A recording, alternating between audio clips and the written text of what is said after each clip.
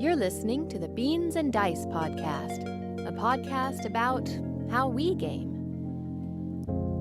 Shout out to the folks already in the chat before we even got started. Nice. 901, Mr. Jeeves in there. Welcome. Oh, hey, hi. We are the Beans and Dice podcast, Thursday night live call-in show. I'm Carlos. I'm Rob. I'm Mike. I'm Wayne. And I'm Wayne. And we're a podcast about how we game. And tonight is the call-in show night, which is all about how you game. So on Thursday nights, we take your calls to talk about what you've been doing, how you've been gaming, what you've been up to, etc., and etc. But before we get started with that, we take a moment. The chat's got me laughing. Oh, yeah, they're already Odak chatting up and in there. Jeeves. Yep. Good stuff. We'll take a moment to chat, get the primer going, kind of catch up with y'all on what we've been up to. First 30 minutes, yep. Yeah, ish. And then we'll open up the phone lines and let y'all interject and jump in. But I think we'll start with today because it's been a busy couple of weeks. Yeah. For both our families. For sure. Various reasons. For a multitude of very divergent reasons. Yeah. But gaming has not been the top priority for me. Unfortunately, for either one of us, yeah. That's why when you and I were sitting here alone waiting for others to log in, we're like, please, God, let Mike and Wayne jump Somebody else in. get in here. This is going to be a bummer show. It's not going to be much of a call-in show. I might have played less games than you guys this month. Oh, I played one, I think. So, well, not this month. Oh, okay. Not last month, but Not- one in the not last counting 2 or so- 3 yeah. weeks. Yeah. Yeah, I had like 5 games played in October, man. It was bad. Okay. Wow, that's a dramatic drop. My worst month of the year that I've been tracking. Like, But by I'm a sure your decent BGA has been crazy, right? it's like 200 games on BGA in a month. Yeah. Okay, all right. Oh, yeah, only 2. 200. 2. I had 2. All right, so we got Mr. Jeeves in the chat. He was in at 9:01. We were running a little bit late because we were chatting it up, catching up ourselves with each other. And he says they're late. I want my money back. All right. I just sent him a refund, actually, right Refund. now. Just did it right now. Yeah. James Odak asked, there is money? Nope. No money involved. And Kyle, oof, you let that Rob guy come Oh, back. no. That Rob guy. Welcome back, Rob. Welcome back. Thanks. That Yeah. Rob guy. Matt Harris pops in the chat. Hello, Matt Harris. He says, what's up, friends? What up? Matt Harris. I'm not anybody familiar with Matt? Name seems to ring a bell, but I don't know. Matt Harris. Maybe that's a. I don't recall that in the chat, but I'm thank you for familiar jumping with. in. We appreciate How do we know it. you, Ron Matt? Or how do Fraser? you know us? Yeah. Or even if you don't. Yeah, But, how'd you find out about the show? Ron Fraser in the chat. Hey, folks. Hello, Hot Atlanta. Phone lines will be open at 9:30, so, hey, you can get that hot dial ready. I wonder how hot Atlanta has been because we've had a cool off here last day or two here in Tampa, Florida, for sure. And nothing like Mike up there in the Northwest. But anyway. Well, I was down in tonight- Fort Lauderdale for the past like 4 or 5 days. I just got That's back right. last night. So That's right. I forgot Well, about that. Yeah. was it last night? Night before? Tuesday? I know that my trip to Atlanta was wonderful because it was very cool. Yeah. It was really, really cool at night. I think the daytime highs was somewhere in the high 60s, low 70s. Okay. Oh, that's nice. It was beautiful. It was beautiful. The 2 weeks was it 2 weeks ago? We were out. Yes. Yeah. Yes, 2 weeks ago. Yeah, Yep, about yep, 2 weeks a little ago. over 2 weeks ago. Yep. I was in Atlanta, and I already talked to the folks here about some of the gaming I did up there, and we never got an opportunity to hear from Rob Yeah, to decompress about- from yeah. Sobo. So. to talk about Southern Board Game Fest. Oh, great time as always. Our friends out there in Louisiana, in Lafayette, and got to meet up with. Speaking of that, in the chat, Board Game Gumbo. What's up? BJ, what's What's up? up, BJ? We're getting Mr. Rob's catch up on the show. Mr. Cult of the Noob put an Apiary in his top 3 games of the year. I saw that. Yep. I don't trust him anymore. I trust since BJ. Challengers Well, showed up Yeah, that that's true. high. Like, Challengers, yeah. there are these moments in content creators' timelines where I turn them off. Like, okay, I can't trust you no more. Like, you and I, and I've never played Challengers. I just can't believe it made it to number 1. So we'll have to get some more details from BJ on that. Well, I got to play in a Challengers tournament while I was out there. I had played a couple of times on BGA, but it was one of the we'll call it a highlight of the Sobo. BGA put on a tournament. I forget about how many people. It was about 20 people. Unsubscribed. Nice. We had about 20 people ish. I'm trying to think. I'm probably not quite on the number, but I believe it was Saturday night. We did a little tournament. I was out of it toot sweet. I think I lost the first 7. I think there's 8 rounds or 6 or 7 rounds, whatever how many rounds there are. I lost every one of them until the last one. I finally got a trophy and got I think it was 8 points or 9 points in the last round. But 24 according to BJ. So it was 24-person tournament. I was close, but had a great time. We had 4 tables set up. We played through the whole. If you're not familiar with challengers, it's kind of a deck building, almost like a collectible card game, but you're building your deck in between games, and you're playing like a little mini tournament. You do a round robin with everybody who's at your table. I think it was 8 of us. Yeah, it was 8 of us at a table, and you played each of the other people in a round robin style. And then what we did in each one of those is you get a little trophy each time you win against your opponent with a hidden amount of victory points on it. The victory points go up from round to round to round. And so at the end of the 8 games, everybody compared their points. We took the top, I believe it was 3 from each table, and they played a tournament. Actually, it might have been 2 from each table. They played a tournament head-to-head. The winner of those got together at another table and went down to 2 and then down to 1. We had some nice prizes. Carlos printed out a nice little trophy there, one of his laser On behalf of Beans and Dice, we provided the trophy, the award. Yeah, there you go. So we kind of co-sponsored, co-hosted the event. But it was a great time. I gave away a handful of our pins. People were real interested in that. People were real appreciative of our. Now, you didn't answer my question about challengers, though. Like number 1, challengers is not a number 1 for me. Sorry, BJ. I know it's way up on BJ's list. It's fun for what it is. I was never. People compare it a lot to kind of like a Magic the Gathering, because you're kind of building a deck and you're taking that deck and you're kind of culling some cards and you're adding some cards from round to round, from play to play. And so it's kind of like a collectible card game where you're putting together a deck and you're playing against other people. So I never was big into Magic. I never played much. I've never played much of those types of games. If you like those, but you don't want the depth of that, you want to do that in one night and have a whole tournament, then this game I could see being right up a lot of people's alley. And it's a popular game. A lot of people like it. It is a little. I'm going to call it lucky. Maybe I just haven't played enough to know the combinations. Some of the people who were playing, or maybe you lost every round except for one. Well, some of the people in this tournament knew. I was like, oh, I got to get that card. I got to take that card. I got to compare that up with the butler, with the whatever. And I was like, there's some meta in it. Oh yeah, there's definitely there's okay. There's different when you factions. win. Yeah. When you win and you grab a random trophy, so it could be 1 point or it could be 5 points. Yeah, they escalate from round to round to round. So there's actually a stack of trophies in the middle, and so it's 1, 2, 3, 4, 5, 6 for whatever for each of the rounds. And so like the round 1 winner, it's between I think 1 and 3 points. If you win the round 2 game, it's like 2 to 4 points. So it kind of escalates and goes up slightly, but it is random. It's not a certain amount. So depending on which table you're at, you have a card that tells you actually it's really well done, really well set up. You have a card that tells you which table you play at each time. So when you start the tournament, you get a card and it tells you table 1 and you're on the left side. The next game you're going to be table 4 and you're going to be on the right side, and so it walks you through. You go through exactly from game to game to game. It makes sure that everybody round robins, everybody plays everybody the same number of times. Everybody gets to play on each side of the table for each one. So it's really well done. It's a smooth game.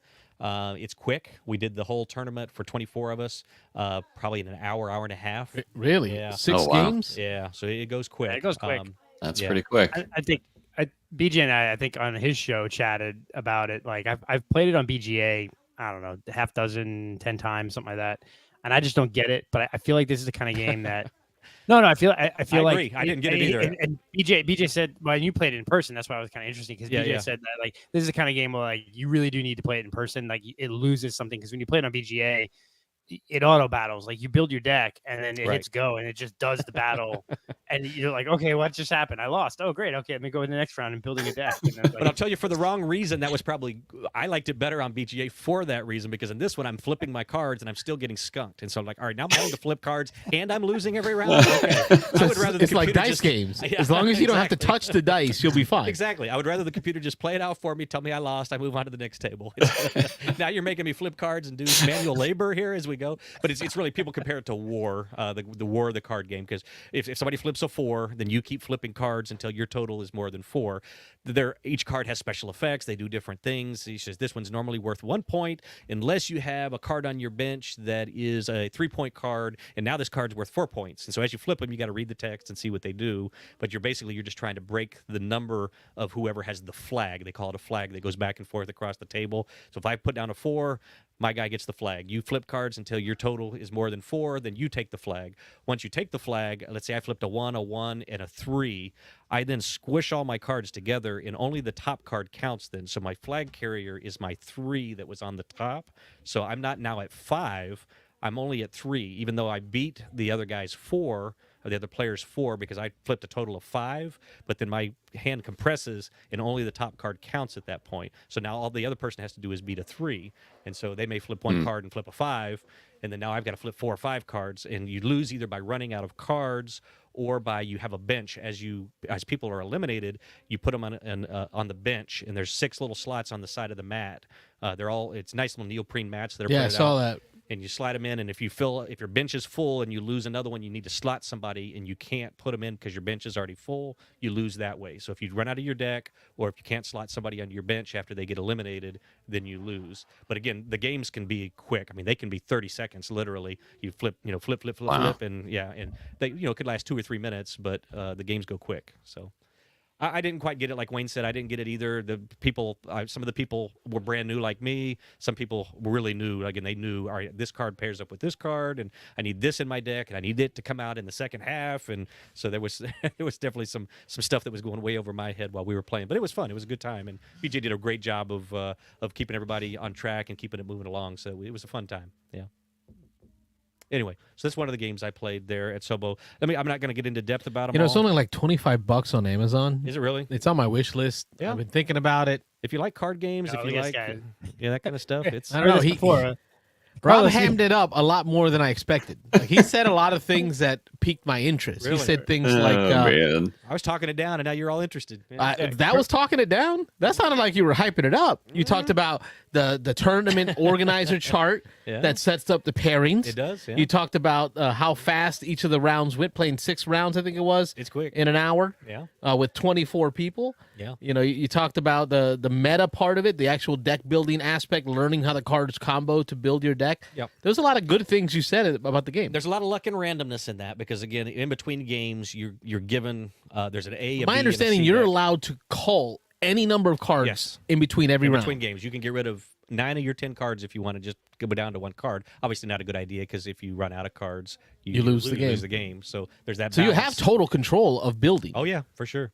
So I mean, if you want to get deep into it, and that's I guess kind of what I feel. This is not a game that I wanted to get deep into, but if you wanted to get deep into it, there's like 6 or 8 factions in it, and so there's different factions interact in different ways, and so some of them rely on you having a bunch of little cards because they boost each other. If you play a 1, but you have a 1 on your bench, the 1 that you played now becomes a 3. There's other ones that twist the rules in different ways, and so you're again, unfortunately, I feel there's a lot of luck because in between there's an A, a B, and a C deck, and they get better. The order that they come out. Right, because all you do is you get 8 cards, and then you keep 2. I think Every round's different. My understanding is as you draft and build, every round is different. You're going to build a number of cards from different decks. Right. You have options. I think they're alphabetical. Whatever. Yeah. Words hard. Words are hard. I like Carlos's memo. That game doesn't sound good. I like that game. I'm gonna buy that game. It's the greatest game ever. I gotta buy everything for that game, aka Quacks Quedlinburg. Well, yes. Rob did not take it off my how you described it did not take it off my wish list. I'll say that for you. Okay. So, Cool. good description. Thank you. Gotcha. Real quick, I'm going to blast through these. So my time at Sobo. First game I played, I got to play Barcelona. I got taught that. Jeremy Dobler. Appreciate. Jeremy played several games with me and Dan and Nick. Had a good time. We actually went out to dinner with him and his wife. We spent a good amount of time with Jeremy, so I appreciate Barcelona, real quick. Barcelona, I liked it. It is definitely a Euro, a medium-ish Euro. It played fairly quick. There's... It looks like busier than what it is once you learn it. I'd say medium to up, a little bit up. It's hitting a lot of people's top 20 semi lists up already, though. Oh, it's not 10 o'clock yet. It is. Oh, yeah? I think it hit. No, I think it's on BJ. I think it's on BJ's, right? And I think it's on Daryl's. It hit 3 or 4 top 20 lists already this month, though. yeah, it's Oh, a wow. good game. I give it a good review. I definitely give it a like I say, a medium thumbs up. Here's BJ's summary of your review of Challengers. I give it a 2 out of 10. Game is amazing. Amazing game. No, I said BJ did an amazing job with it. But Right. The only thing BJ missed from that review is at the end is it's kind of light. yeah, Kinda light. kind of light. Kinda I light. actually almost said that, and I stopped myself. It's a little light for me. It's a little, We got into his it's a head. little hokey. We got into his head. We did it. I got to use my Just like you dropping don't of say, the- I it's no too longer light. say that word, that light being. And I say miniatures. I say You don't say miniatures. that. now. Yeah. Everything's a miniature. Yep, everything's miniature. So Barcelona, I like Barcelona. I have a thought now. I need to play Barcelona some more, though. I definitely want to play it again, and so I like that. Let's see. That was day one. That was Friday night. They let us in a little early. We got to play some games Friday night. So Saturday, Twilight Inscription. Mitchell taught us Twilight Inscription. That was good. I probably feel similar to the way I feel about Twilight Imperium. Obviously, a completely different experience than Twilight Imperium, I feel. It's got some of the same themey feelings, but just a completely different game. Here, you're trying to pull off combos as you do in roll and rights and things. Mike, you've played Inscription quite a bit. I right? haven't. I was going to ask you you, haven't? would you prefer Twilight Inscription or Hadrian's Hadrian's Wall? Wall. Hadrian's Wall, clearly. He didn't for even me. wait for the Yeah, question to yeah. finish. He buzzed in. Man, Got it. Alex got it. No, Hadrian's Wall definitely for me. Okay. I think I was in the minority with the people there. People seem to really like the Twilight Inscription, but I don't know. It seems like a lot, like even more than Hadrian's Wall to me. It's on par. Mitchell's pretty high on mhm. it. Yeah, I would Mitchell's say always talking about it. But yeah. pretty similar. Mitchell liked it a lot. Mitchell did his typical thing. Mitchell, I think it was Nick, and then a husband and wife. I didn't catch their names. I don't remember their names. Played. They were fairly new to gaming, and I don't think Mitchell explained it. He was just looking for some more players. I don't think he explained what they were getting into, and the wife was really struggling. And Mitchell was stressing him out. He's like, "Come on, hurry up, let's go." A little bit. And at the beginning, Mitchell he preempted by saying he goes, I'm going to tell you this right off the bat because these two new people there.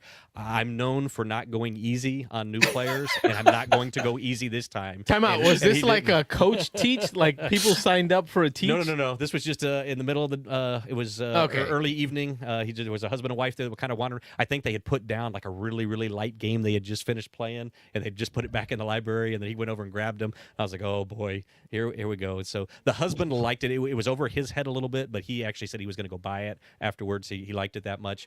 The wife was really struggling. Oh, even Carlos though was she there? said she liked. Oh yeah, there you go. Yeah, exactly.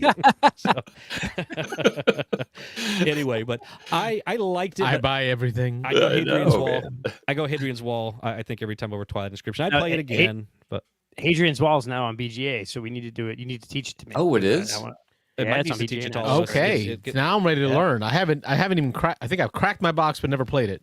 I played it the one we could- time. I'm down for one night on Discord. Let's get together and teach it. And I'd like to learn it. Absolutely. Yeah, Mike, reteach it to me because I remember probably about 60% of it, but there's a good chunk of it I'm not going to remember. And I remember the gladiator thing. We didn't even do that when you taught it because you didn't completely understand it, I think. And we're like, we're just going to ignore that little part over there. Yeah. So none of There's us did plenty that. of other things to pay Oh, yeah. attention to. Plenty of stuff to do there. So, Cat in the Box. I taught Cat in the Box to Dan and to Nick. We had a good time with that one. That's people. We've talked about that on the show, but a real cool twist on trick taking. Carlos, you played Cat in the Box or no? No, that's the one with the You assign the suits as you go. Yeah, they're- no. all the cards are just blank, and you assign them as you go. And there's an area control board there that you're trying to do an area control thing. I feel like as you're trick taking is taking a real wacky turn. I think Cat in the Box was one of the first ones to do that. Yeah, it gets the game a little sideways, and a lot of people don't like it just because it's so far away from traditional trick taking. But I like the little area control part of it, and I like the what do they call them? Paradoxes, where the game can end early, the round can end early. It's a lot of fun. I like it. I'm So let's play that interested to sometime. give that one a try. Yeah, it's a good one. Yeah, if you like trick takers, that's definitely different. Another trick taker we played, and actually I won this in the play and take, a little game called Inside Job. We played it 3-player. Oh, yeah. It was another one that just me, Dan, and Nick played. We taught ourselves in like 10 minutes. It was just real short rules. With 3 players, it plays up to 5. It's 3 to 5. It would definitely be better. We all thought at 4 or 5. But the experience with 3 was fun. It's just one person is a hidden traitor, basically, in each one. And so when you're playing 3 players, it can pretty quickly become obvious who the one traitor is. So that's, I think, a flaw probably a little bit at 3 player, but I definitely want to give it a shot at 4 or 5. So I own it now since I won it in the play and take. So I appreciate Sobo. Oh, that was sweet. One of a couple different games that I won in the play. Mike, what do you know about Inside Job? It's isn't it like a hidden? Well, I know it's trick taking, but it Hidden also role. has the hidden role playing though. Yep. So that has me interested in it. So I'm surprised it piqued your interest at only 3 players, because doesn't it play up to like 6 3 to or 5. 7? 3 to 5. It's Oh, 3 to only 5. up to 5. Oh, Yeah, I up to thought it was 5. more. Yeah, it's neat, and it scales depending on the number of players. But basically, there is at the beginning you're each given a role face down. So there's one, I don't remember what they are, anti-agent or whatever, and then there's 2 regular agents, and you're flipping a goal card. So at the beginning of every round, you flip a card, and it says this trick must be played in numerical order, and so as you're playing, you have somebody has the lead, they play, the next person. So if you can't play in order, you're going to screw it up. And so you look like you're the double agent. You look like you're the one that's trying to throw, because the double agent wins by throwing so many, having so many of the Right. Objectives not met, and so then the other 2, the regular agents, are trying to meet the X number of objectives, and so you're kind of working against each other. Again, with trick takers, as anybody knows, sometimes you just can't play what's required. You have to throw off, or you have to do things. So sometimes you're breaking the rule, and you're not meaning to, but then you're trying to be innocent about it. It's like, that's the only thing I could play. So it's this whole hidden thing about, well, is he being truthful? Is he really? I don't like throw it. off or whatever. I don't like that. Yeah. So it's Game really, Night had a playthrough of it. They did a good job of explaining it and playing it. It looked really neat. Yeah. Yeah, Looked pretty interesting. all 3 of us wanted to play it with 4 or 5. We liked it at 3. We thought it was okay at 3, but we really think it would be a different game at 4 and 5, because it'd be a Probably. little harder to flesh out that double agent each time. So Yeah. we'll get a game of that together. I don't know. See if we can do it remote sometime. I don't know. That'd be fun. I got to try a new game that's not out yet called Chaos Cove.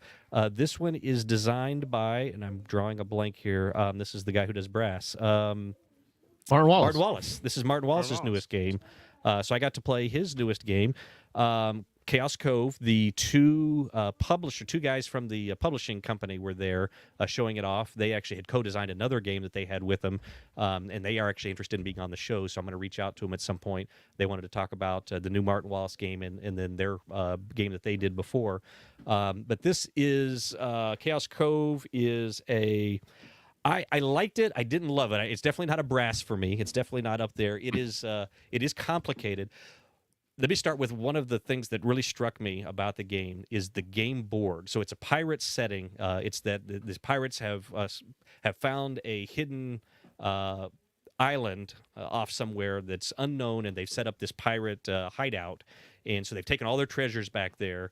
And so the game board itself is just a picture of this, animated, painted picture of this cove, of this island with these different buildings on it. So the buildings, it's worker placement. So these different buildings are where you're placing your workers. They decided, and we gave them some harsh feedback, and they said they've been getting this feedback. They decided to put absolutely no iconography, no words, no nothing on the board itself. It's just, they said the art of it was so beautiful, they didn't want to mess with the art. So you actually have a player aid, which was nice. Each person has a player aid that has a picture of the board, but tells you what each one of the different buildings do for the worker placement part. And then you have asymmetric characters that you're controlling. How many dad grunts can we get in here? Yeah, I know it's like a lot of but so you have to flip the player aid over to then find out what I think it's like 12 different individual pieces that you're putting out that do different things, and so you control 4 of them at a time. But that's your worker placement, and they actually rotate. So I play with these 4 that have these 4 special abilities, and then at the end of the round, when we collect everything back, I rotate my 4 to the player on my left, and then I get the 4 from the player on my right, and they all have these different abilities. Like some of them say, once I go to this character goes to this location, nobody else can go to that location. Most of the locations are open. But I can't tell where the location is because there's no location. Right, so you're just kind of exactly. You're referencing your sheet, yeah. So it was really, really kind of odd, and it was. I can kind of see it though. Like we got a copy of Viticulture from Jamie Stegmeyer, and the backside of the Essentials edition has no words. So like the board is double sided. It's got the art, right? That looks like it's got the art kind of looks like it belongs on the wall of like an Olive Garden. Yeah. And then on one side it's got the text of what all the locations are and what they do. But then like the other side is just the art. But he said they thought about doing that too with this. He said they were thinking about double siding the board and putting one side with all the stuff on it. He said so the first few times you play, you can look at the board and do it. He said then after that you can flip it over once you know what all the buildings do, and then play with the pretty side. So they're gonna have to do that. Like I didn't mind. I kind of liked that thought of what Jamie did with Essentials Edition. Yeah. Because like if I'm playing with people who know this game, like we know what every single one of these buildings do. We can just play on the pretty side. Yep. No questions asked. Yeah. And the player aids they had were nice. Again, they were fairly large player aids. So they had, the whole board on one side with all of it labeled, and then you flipped it over. Like I say, and it told you what all the abilities and things were, all these different characters were. So they were really nice. They were glossy. They were printed really well, even though it was just a demo copy. But it bothered me. And Nick had the opposite reaction. He said he loved being able to have the player aid right there, not having to look at the board. And if something was on the other side of the board, having to lean over or squint to see, what does that building do again? Yeah, he's like, I had it right there on my player aid. For me, though, it took up a lot of space. Every single player had to have this fairly large player aid in their player area so that they could see, what it did. So to me, it was annoying. It was distracting. I wanted to be able just to look at the board and do the thing. But I'm looking at the board. I'm looking at my player aid. I'm looking at the board. I'm looking at my player aid. So I don't know. That definitely probably took away from the experience for me. But it is medium to heavy weight worker placement, resource collection. It's semi-co-op. You have there's a side where you're going to have invaders that are coming in by boat, and then there's a side where they're coming in by land, and so you're working together to fight off the bad guys. If you don't fight them off, then you can. If you lose enough battles, the game ends and nobody wins. And then you get points for helping fight off each of those battles.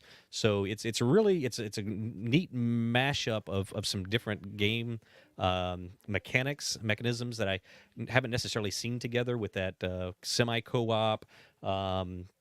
I won't call it tower defense, but your city defense. You're defending these people coming in, and you got this whole resource collection. You're collecting different resources to trigger different things, to get weapons, to help either fight off the boats or fight off the things. So you're kind of working together. You're saying, hey, I'm going to go over here. Kind of sounds like Pirates of the Olden Age, right? Like you think the show like Black Sails. Yeah, a little bit. Put myself on camera. Yeah. The pirates created their own like democracies, right? Yeah. But they weren't exactly working together, but they had to work together to kind of create was it Jamaica? I'm trying to remember now. Port Royal history? in Jamaica. Port Royal, yeah. Right, kind of like a democratic city run by pirates, but you're really not working together, but you kind of are. Yeah. So I can see that being a part of the theme. We are at the 9:30 hour. We will open up the phone lines right now. 813-618-7099 is the number. Rob will continue to... Yeah, I'm going to keep going down my list until somebody interrupts us here or until I just run out of here. I said I was going to keep it brief. I was trying to. I know y'all are asking questions, which is great, but we played a game of AZUL. Me, Dan, and Nick again played. We caught hell over it from Mitchell. Mitchell walks by and he's like, "You're playing AZUL? You're a Sobo playing AZUL?" Anyway, got a caller coming in. Beans and Dice Podcast. State your name. Where are you calling from? Hey, it's Zeno. Hey, Zeno. Hello, Zeno. How are you? What's going on, gentlemen? Things are well. How's it going out in Spring Hill? Oh, it's going. That didn't sound very... It's going. It's a party out here. Oh, okay. There you go. Lots of meth. Yeah, we've been playing a bunch of different stuff. We actually took a trip to Salt Lake City, and I ended up having to buy 2 travel bags to bring back all the stuff I picked up. I am not Nice. surprised. Wow. I've seen you walk out of a con with a wagon full of games 4 feet tall. Like you Yep. cannot Yeah, help with yourself. seen the it. three of us, right? I've seen it. Exactly. Yep. And now you had to check that bag on the flight out. Oh yeah, yeah. I had to pay extra to get it on the plane and stuff, and it was all games. Yeah. When I was out there, I went and seen how many game shops I could find, and there's about 10 of them out there. I made it to 3 and I had to call it quits. You said Salt Lake City? Yeah. It's a beautiful city. I took my son there for a race. I did not do the gaming tour, so I didn't stop at any game shops. We caught a basketball game. Oh, there's we saw a the Salt lot of Lake. them there. We did some racing. We went up in the mountains and played in the Mhm. snow. And isn't that where Gamma is now, or Gamma the last couple of years was out in Salt Lake City? I thought. I don't know. I think they've moved around, but I think they were there for a couple of years. Yeah. Yeah, it is nice there. Mm. So For what's the next 10 minutes, the show is yours. Yeah, man. Tell us about All right, your favorite so- game that you picked up. All right. Well, actually, I picked up this deluxe, the Kickstarter version of Kemit. Oh, We play with Jim or whatever, and it's got the maps. It's got it's the new one, the Shifting Bloody Sands. Sand. Sands and Yeah. something? Blood and Sands? There's something sands. Yeah. Yeah, that's right. Yep. Yeah, so it came with the map and all the expansions and all, so that was a pretty good pickup. Nice. It was for a deal, so I went to this one shop and they had it all taped together as a package deal. It took me about 5 minutes to resist, and there you go. I haven't played the new one yet. I played the old one a couple of times. Did you ever play the old one, Zeno? Yeah, I played it once, so I vaguely remembered it. So I met up with Jim, and he taught me and Ed how to play again, and it was a lot of fun. Okay, It I was a gotta, lot I gotta of try fun. the new one. Yeah, I've heard there's enough differences in the new one that it's not exactly the same as the old one. Right. Well, the pyramids aren't dice anymore. Right. They're stackable. Yeah. Okay. Yeah, I gotta try the new one. So there's a few differences. Yeah. Let's see what else. Oh, Rob. So Ty picked up Quarks. Quarks. It sounds. It's a game where you got this bowl, and you everybody's got their own bowl, and they pick all their ingredients out of the bag. Sounds familiar, but I don't can't place It's it. Quacks. It's Quacks. That's what it is. Quacks. He learned it from you. Oh, so Quacks. There you go. Yeah. Quedlinburg. Yes. Okay. Yeah. Okay. Yeah. Yes. That's a great game. Yeah. So he picked up the deluxe version of that. Oh, nice. Nice. Does that have? I know the original version came with cardboard. Everything. Is there upgraded pieces and everything in that? It's all cardboard still, Oh, okay. but it's got all the expansion stuff in there. Oh, gotcha. The cards and the little chips and all that. But yeah, it's all paper. Okay, cool. I know they sell Let's see what online. else They sell there. lots of upgrades. For I the picked it bits. up at Dice Tower. Yeah. They replace all the cardboard chits with acrylic. Acrylic. That's what it And is. just Yeah. nice clack, clack, clack when you get your hands in the bag. Put your hands in the sack. Oh, Yeah, no, that's what he was saying. Yeah, he was saying he played that with you, so he wanted to pick it up. Yeah, that's a great game. Yeah, I like that one a lot. Yeah. It's a good one. Let's see. Another, a little lower one. I picked up the Catan 3D. Oh, Usually we know I jumped into like that, the war huh? games and all, All but right. you know what? Amazon had that special. It was like I got it for under $100. okay. So I Oh, was like, wow. okay, That's a good yeah, deal. and actually it looks good That's for not- Catan. It looks really So that's good. not bad because they were going for 2 something. I think Right. at one point. Yeah. I was watching Yeah, I've Tom seen it up to Vassell 300. play. That's why I picked it up. Yeah. Tom Vassell did a video recently where they did like a play and talk, where they kind of talked through their play, and it Yeah. was that version. Oh, really? And I'm like, oh man, it makes me want to play Catan. Makes me regret. If you remember, Yeah, like it does. maybe- It looks that good. yeah, like maybe 10, 15 years ago, they came out with that giant 3D version of Catan. It came in a wooden chest Oh, yeah, and yeah. everything. Oh yeah, I remember that. Yeah. I literally had one that I was gonna buy, and the game store that had it closed. Like they shut down Oh, wow. before I got there to buy it, and it they just we sold the whole store. It was done. I'm like, what do you get? Yeah, Oh, boy. so I was gonna buy one. That was a The store gift for waiting too closed. long. No, I did. I waited. Yeah, it was good. Zeno waited 5 minutes. Yeah. I waited 5 minutes and I just pulled the trigger. And see, I know Zeno. Like I can picture him in my head doing his kind of like 2-step, where he kind of like looks Yeah. at it, then steps away, then 2 steps back to it, then like he's buying it. Yeah, that's literally what happened. I went to go look at the shelf, I just kept looking over. Like, damn, it's everything. It's talking I to don't you. have to pick nothing up. Kind of hands need are to- doing Yeah. this. He's Yeah. like, See, I need Yeah, that. I need that ability to pull the massive. trigger. I always hem and haw over like deals like that where it's like, I don't know, is it really? I probably shouldn't. And then it's always gone by the time I come Look, back. dude, I have a whole room of pulling triggers. Okay, Let me tell you, you just deal with it. We know this. Just gotta do it, right? Just gotta do it. There are things in here I've forgotten about. So yeah. Nice. So another quick one is I picked up that Risk Europe. That's a pretty cool game. I Is don't it know if good? you've ever seen it or not. Yeah, I it's think like I've seen 18th it in century type of Target. stuff. Like I think it's just a mass market version. Is that the one we're talking about?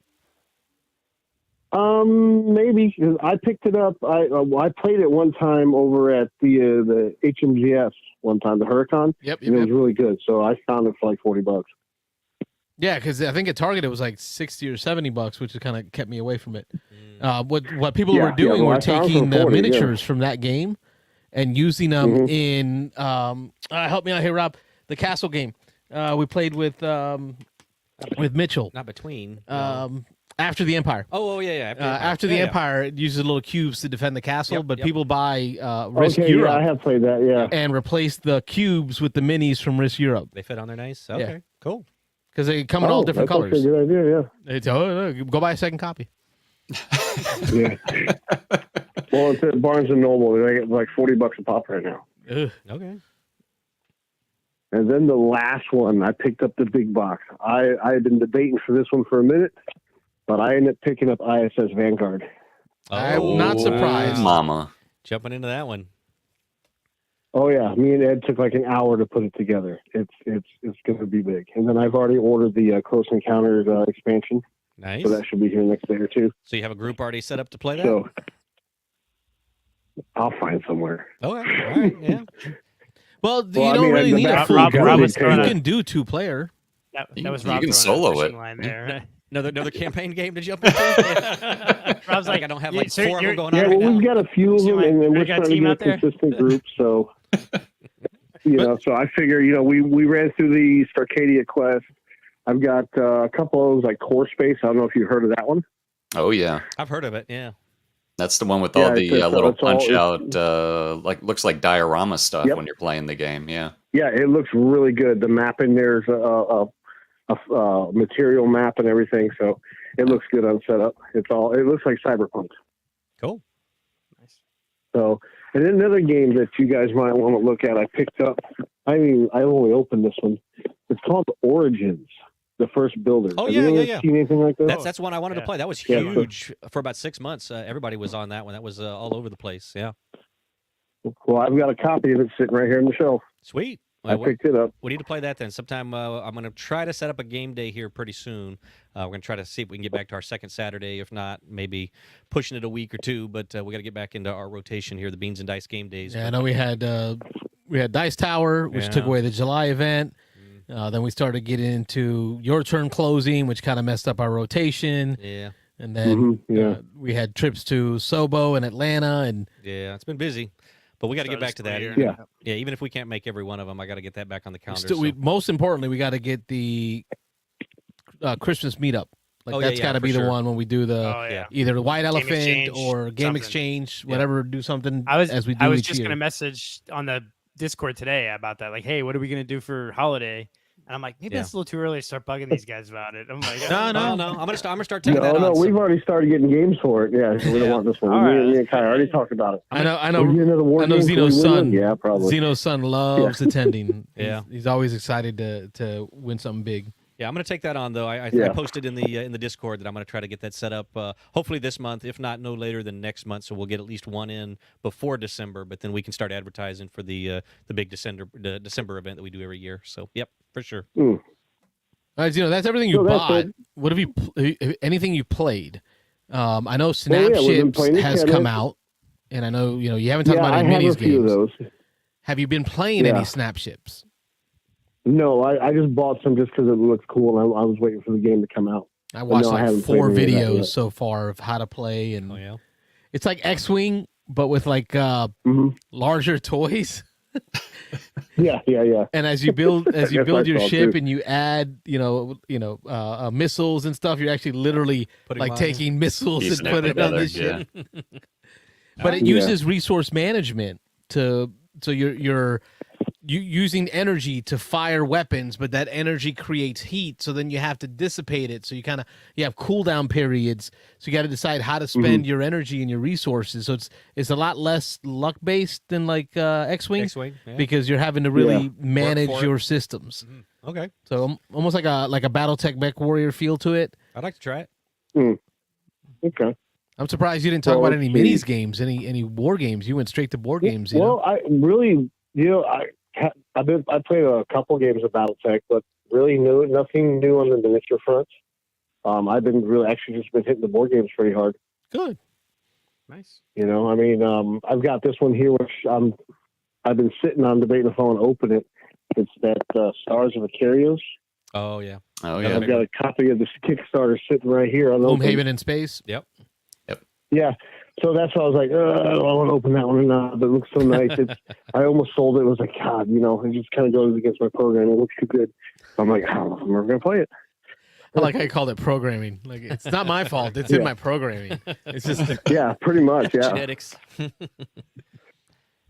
Yeah, I'm just one of those game hoarders. I don't know. It was funny. I was actually. It might sound weird, but I was thinking about you yesterday. I was like, damn, I have not talked. I talked to William yesterday. It'd been a while since I talked to William, probably a month. And after I got off the phone with William, I'm like, I haven't talked to Zeno in like a couple of months. A little bit, yeah. I'm like, I hope he's good. So I'm glad you called. Obviously, you've been busy. Yeah, you've been busy doing your thing, And then, I think the last time I saw you was at the con. That was July, yeah. All right, well, we'll see each other in December at minimum when it comes to the December game day. Hopefully before then. But right. Well, if you guys want to do something, let me know. And if y'all want to jump in TI, let me know about that too. Of course. Can't leave without bringing that up. So I say you asked what I played. We just played again this last weekend. Man. So Zeno, I need your help here. And my son kicked the crap out of all of us. There you go. One of the games I played this past month, I got a game of Axis and Allies D-Day in with my brother, and I've been trying to get Carlos to play that game with me now for like a year. So I think Zeno's been trying for like 10. Good luck, guys. Good luck. Why this Axis guy loves board Allies. games? Axis and Allies D-Day is fantastic. It's the length. What he doesn't like is the length. He looks at that, 4 to 6 hours. I don't know. That's what he looks at. 8 hours with 8 friends, right? TI4. Okay, I could see that, right? 6 hours. Yeah, well, TI4's yeah. I mean, I literally watched a guy run out of oxygen on his oxygen tank playing with you. Like literally, the guy had to come replace his oxygen. The other day, we were talking about that. We were talking about that very thing, Mr. David. I was like, dude, he ran out of battery power. We were wondering what was wrong. I thought he was going to die. Oh my God! Well, he did not want to surrender. So the next day, I said, dude. He's like, yeah, you're just going to kill me. I'm not going to make it. I'm looking at him like, is he for real? You're really going to have to kill me. I'm not going to make it. Literally. No, yeah, but Axis and Allies D-Day I played Axis Allies with him. I was like, okay. 2-3 hours? 2-3 hours. I love the Axis Allies system. I've got like multiple copies of that here. Yeah. But the D-Day system. I mean, at the con, it's only 15 hours max. I haven't played the D-Day. Oh, I thought you did. I've talked to you about that, I thought. No, I've always played the big global stuff. I've got like the big 6-footer boards. And here's what's great about Zeno: games that he loves, right? Like most folks, will sleeve the cards, right? Try to really protect the game. Zeno laminates the boards. He not only sleeves his card, the board is like tape laminated to protect it. Well, think of it like this. Think of like all those cons we've been to in the past. Right, you know how many times I see people just walk up at random, spitting all over the table, and they're talking, or they spill a drink or something. All those games are still here. You know what I'm saying? I mean, yeah, it's true. I kind of go overboard, but everything gets protected. All right, so I still have that Axis and Allies that we used to play back at HMGS before they split the Dice Tower. That's all laminated stuff, and that's one I still take to all the cons as it is. It's like a teaching game.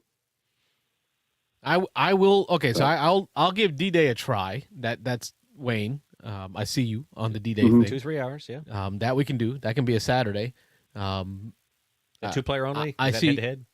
You could do 2 or 3 player. I'd be down to play that one. All right. So 3. It's Yeah, so if you play 3, one person plays as the Americans, one plays as the Brits, and one plays as the Germans. If you play 2, then the person controls the Brits and the Americans. Oh, that sounds all it is right here, bro. Yeah. it's Normandy. It's Normandy. It's the Battle of D-Day. It's 10 turns, and it's you either capture Caen, St. Lo, and St. Mary-Glise, or you lose. If the Germans hold it, they win. If you take them all 3, then you win. And you have a deck of cards that you flip that show the orders you do. And the deck of card is 80 cards, and as some of them get used, they get removed from the game. And it's 10 turns. You have 10 turns to capture or defend, and so it's pretty quick. Nice. Yep. That doesn't sound bad. If you ever want one, try that Axis Allies Zombies. I thought it was going to be stupid, but it's actually pretty fun. Yeah, I picked that one up for you at Barnes & Noble, if I remember, yeah. Yeah, it's actually better than I thought it was going to be. It's hilarious.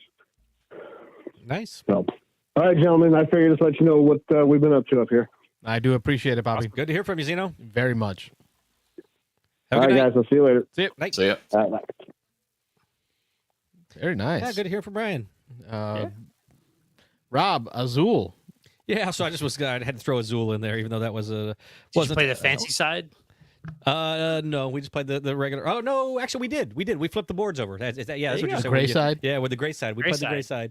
And then Mitchell comes by and he's like poo-pooed on us. So that was the whole rest of the con. That was like every time we walked up on Mitchell playing stuff, it's like, you're playing that? What are you playing that for? It's like, Came all the way to Louisiana. all in Louisiana to play AZUL. So anyway, we had a good time playing AZUL. I don't even remember who won, but we had a good time playing AZUL. I played another little quick game, fun little game though, Deep Dive.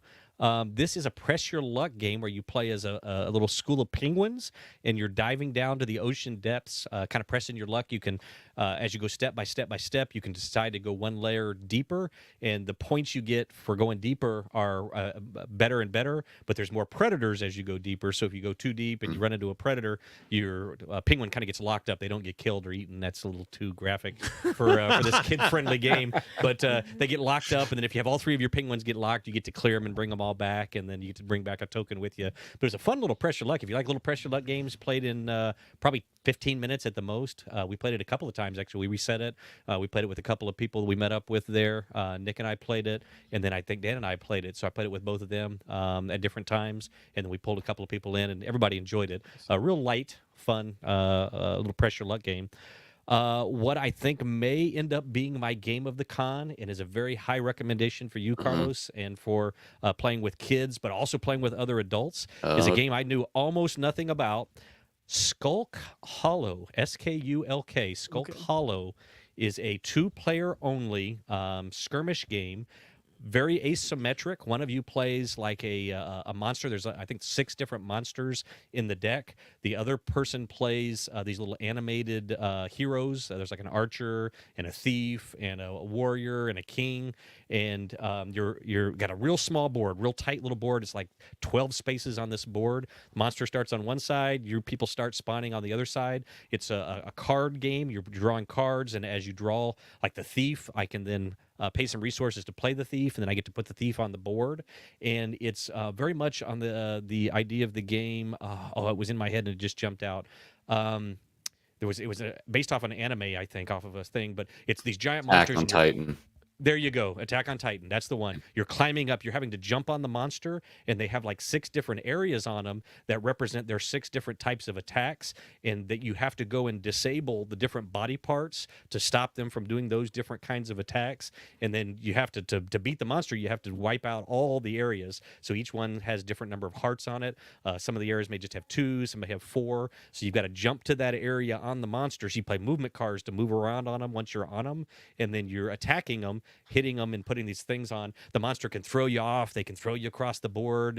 It's all based on cards, though, so it's what cards you draw are the actions that you're able to play, and you play a couple of actions each turn. You can discard a card to draw 2 more, so you've always can kind of cycle your deck that way.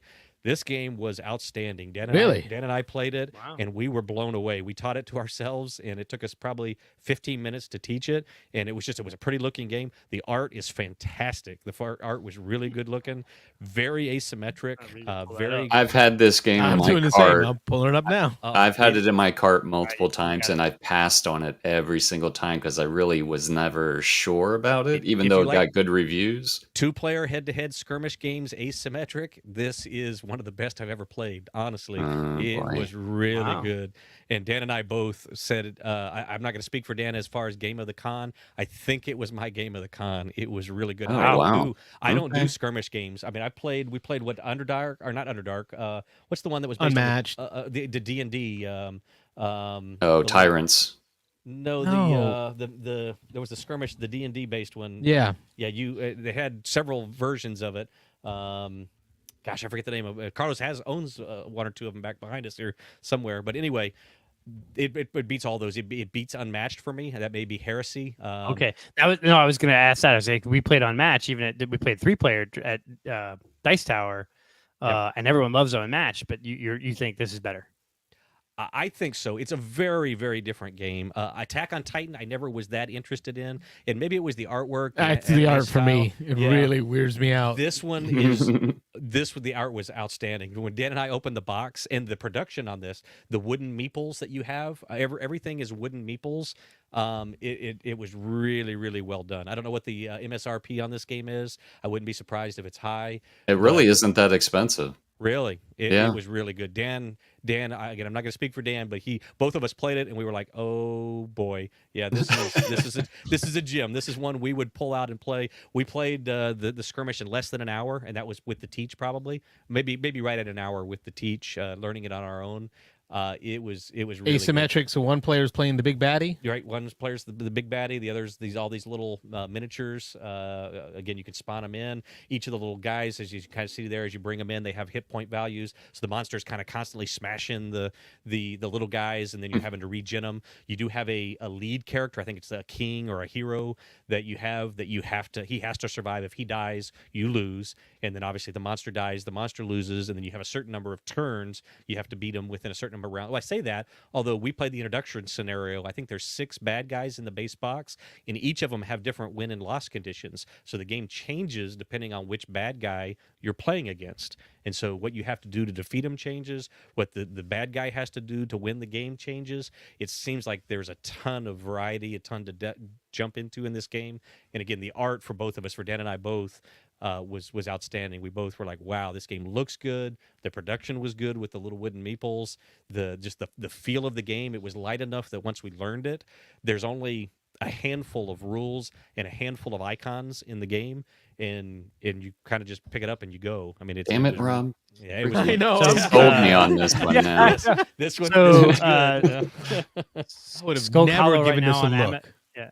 So Skull Hollow on Amazon right now is $38. All See, right. that's not much, and I've That's not seen bad. it cheaper then- than that. It And seems like there's a sequel, Mall Peak. yeah, there's a second one. Yeah, Oh, A second no one. clue. Okay. And that This one's was on the play and 44. win, and Dan and I both said that when we played about 5 or 6 different play and win games, and we both were rooting to win this one, and neither one of us did. I actually won. I won 3 games in the play to win and play and win, I guess they call it. And I would have traded all 3 probably for Skull Hollow if I could have. But yeah, it was. It was good. Did you say you won 3 games? I won 3 games in the play to Oh, play wow. and take, I guess they call it, or play and win. Which are play the and 3 take. you won? Let me see. It was. Let me look at my list again of games played. It was The Inside Job, and one Smash Up Disney version. We actually didn't play and win that one. I won a different game. I can't remember what it was. And then as I was getting it, there was a couple there that had won right before me, had won the Disney Smash Up, and they really didn't want it. They were like, "Oh, we're not into Smash Up at all." They were like, "Would you mind trading?" And I was like, I forget what game it was that I won. It was actually, to be honest, it was Dan that won it. Dan wasn't there because he was sick on Sunday. He wasn't able to attend. He stayed in the room all day because he wasn't feeling well, and so he didn't want to get out there and get anybody else sick. He actually won it, so I accepted it on his behalf. And then as I was walking out with it, I forget what game it was. This couple approached us and wanted to trade. So I was like, "Let me call Dan real quick," and I went to call him. I was like, "No, he's probably sleeping." So like, you know what? Dan's not going to care. So I went ahead and traded that. Actually, it might have been. Oh, it was the deep dive game. It was the pressure luck game. That's the one that Dan won. So the little penguin one where you're diving down. He won that on the play and take, and we traded that for the Disney Smash Up. So Dan told me, he's like, "I'm not interested in that. Just keep that." So I brought that one home, and then Rob's evil plan. Yeah. yeah. And then I can't remember because I won a couple of games they did a Facebook contest or a little Facebook thing before the con even started in the weeks leading up to the con. Yes. And I won a couple of games in that. So I'm getting kind of confused. I won Raw, which is actually a game that I'm really excited about. Was So it the deluxe edition? Or? It was not, but it's still... Dude, the production value on the regular is still great. It is. The only difference is the actual tiles that you pull out of the bag are not wood. They're cardboard. But the bidding tiles are all still wood. The first big player chunky, marker is still wood. Big chunky wooden pieces. Yeah. Oh, yeah. So that's a great game. Almost identical to the deluxe version. And yeah, I had never played that until I played it at it was Michelle's house a couple of months ago, and she introduced me and a couple other people to Raw, and I love that game. I can't wait to bring it and play it with Carlos. I know Carlos has never played it. No, I remember your discussion about it. Yeah. It's in my top 2 or 3 bidding games. Wayne's not a huge fan, no? No, well, of the 3 Knizia games that are his big bidding games, it's my 3rd favorite. How dare you? I liked it quite a bit, so I can't wait to play it. So Medici and Drum Fabric, Hollywood Blockbuster, I like better. I haven't played, but I like Raw. I like Raw. I haven't played Trump Fabric, so I need to try that one sometime. And then I won Blazon. I haven't played that yet. I know Mitchell's talked a lot about that one. That's where you're building your family crest. Heraldry, yeah. Yeah, and so I wanted Mitchell to teach that. We ran out of time. He said he was going to try to teach it to me while we were at the con, but we just ran out of time. We didn't get a chance to play a whole lot of games together. And then there was the one other game, and I can't remember what the other game. Oh, Motor City. The Roll and Write. I won a copy of that. Oh, you did? Yeah. Oh, nice. So, I have not played that yet. Actually, Nick had to bring that home for me. I didn't have enough room in my luggage to get that back, so he still hasn't, because I haven't seen Nick since I got back now in the last couple of weeks, and I'll get into the reason for all that here in just a minute. But anyway, just kind of blasting through the rest of my list here. I don't want to stop people from calling. We played on Sunday, Heat Pedal to the Metal. I actually got into a copy of that, game of that, because there was a planned demo set up, and they were a player short, and BJ and I were just kind of walking around talking, and we walked by the demo area, or the teach area, and they mentioned they had an opening, and so BJ kind of was like, hey, jump in there and play that game. So I played Heat. So Beans and Ice Podcast. State your name. Where are you calling from? Hey, it's Jim from Tampa. Hey, James Odak, how are you? Gentlemen, how you doing? Good. How are you? We're enjoying listening to Rob run down the many, many games he played a couple weeks I've ago only got a couple in Louisiana. more, but yeah. And apparently all the games you won. Damn. Seriously, Yeah, I think he won more games than he 5 or 6 played. games, I think I came home with. Yeah. And that's not the first. You run a ton last year too. You've run like I 10 won a couple games in the last last 2 years. Yeah, a few. Yeah. It's a good deal they put on there. If you have a Beans and chance- Dice will no longer be allowed to attend. Just as my advertisement, yeah, if you go to Sobo, they treat you right. Sobo, it's a small number of people, which is fine. I mean, it makes for a great con, and they give away a ton of stuff there. The people were walking home with stuff left and right. But anyway, Jim's calling. Go ahead, Jim. I wanted to talk about a couple new games. Cool. So the first one is Nucleum. Oh, I want to play Okay. that. I want to play that. So this may surprise you. I don't own it. Okay. Daryl actually has it. Dev88. He brought it to the Tampa Gaming Guild when we played it. I think the best way to describe it is Barrage meets Brass. Okay. That's what I hear. I've got heard that. A Yeah. lot of the mechanisms of Barrage in a Brass kind of setting with a little bit of the Brass mechanism to it. Really like the game. I mean, I like both of those games. I really like Barrage a lot. I think it's from one of the same people that did Barrage. All right, Carlos, Heavy Euro. Just so you very know. Well, no, I Heavy listened to a Euro. review. Yeah. I think Okay, it was did you? Hot Takes. All right. Did a review on it recently. A few of the fellows on Hot Takes did it, and it got me peaked. But I think the main consensus at the end of it, except barring like one person, was it's not Brass. No. That's what I've So heard. like if I hear it's not Brass, and I'm like, and I it's a don't big know. Heavy Euro and it's not Brass, then you're going to pass? Yeah.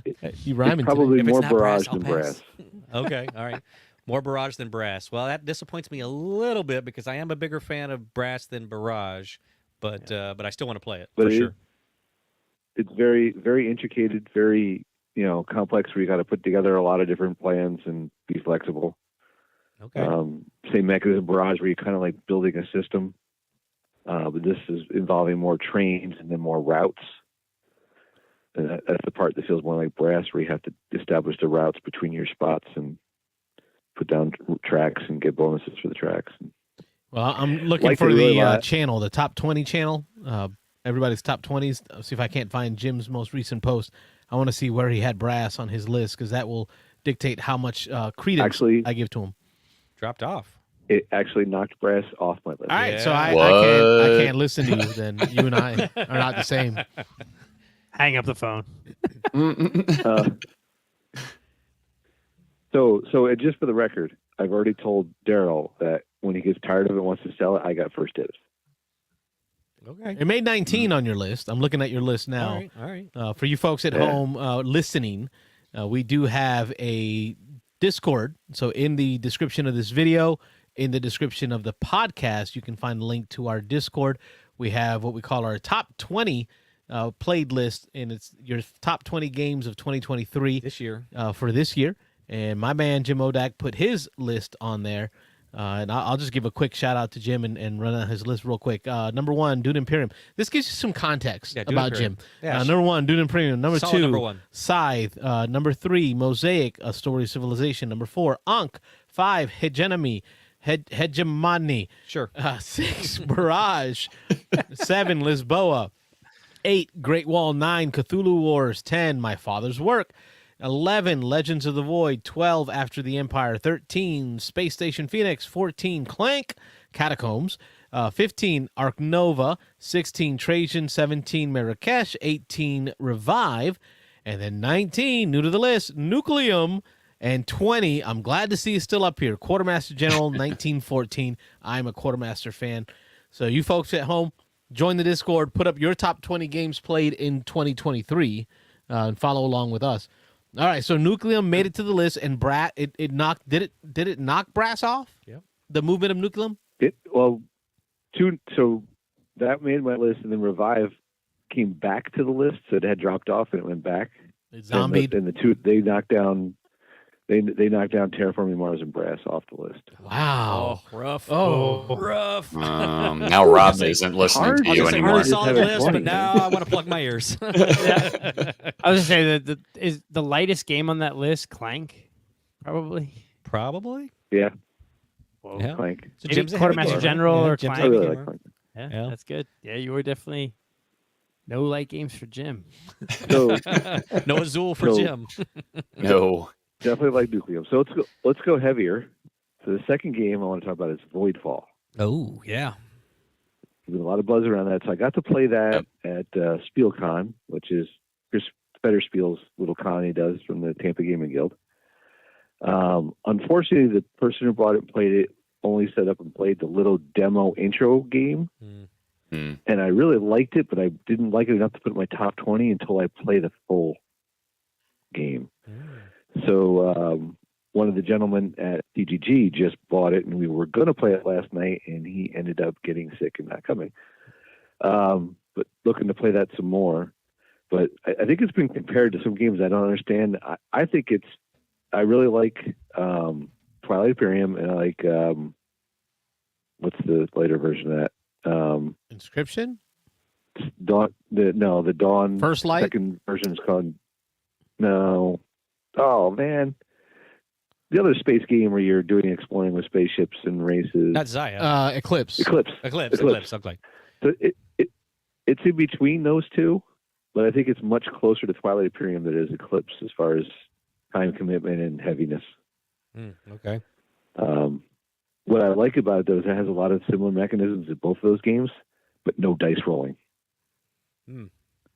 Rob's ears perked up. I like no dice. Yeah, it got me there. Yeah. Yeah. But I think it's going to be a heavy, long game. I don't think anybody's really played a full version of it yet that I know of, but I feel like it's going to be a 4, 5, 6 hour endeavor. So then the third thing I wanted to bring up is Revive. So Revive is not as new, but as I mentioned, I had it on my list and it dropped off, but I've been playing it more often. I really like that game. That's just because you wanted to be It's like punny. 3 games in one. He wanted to be punny. He wanted it to watch it fall off the list. And then revive it. And then Revive it, yeah. Bring it back. All right. Well, I'm glad to hear that. I played it just the one time. I think I played it with you at Dice Tower East, right? Was it? No, I didn't. You guys played it. I wasn't in that game, though. Oh, okay. All right. I played at Dice Tower East. It was the only time I played. I know Dan played and a couple other people played. I think Nick played. Yeah, it was me, Nick, Dan, and somebody else. But I liked it a lot. I want to play it again because it was a little. It's one of those games about halfway through. I was like, oh, now I get it. And so I wish I would have known everything. Actually, Wayne played. That's right. Wayne was in that game. How could I forget? But it was me, Nick, Dan, and Wade. Wayne played it, and I liked it quite a bit. So I want to give it another go. Yeah, I was going to suggest if we ever get together for a game, that would be the game we play. Okay, I'm all in. Yeah. And then the last thing I want to close up with is Carlos brought up earlier, Quartermaster General. I now own the World War II one. The first one I ever played was the 1914, and I played the Cold War. I like 1914 the best. The best? How many players is 1914? Yeah.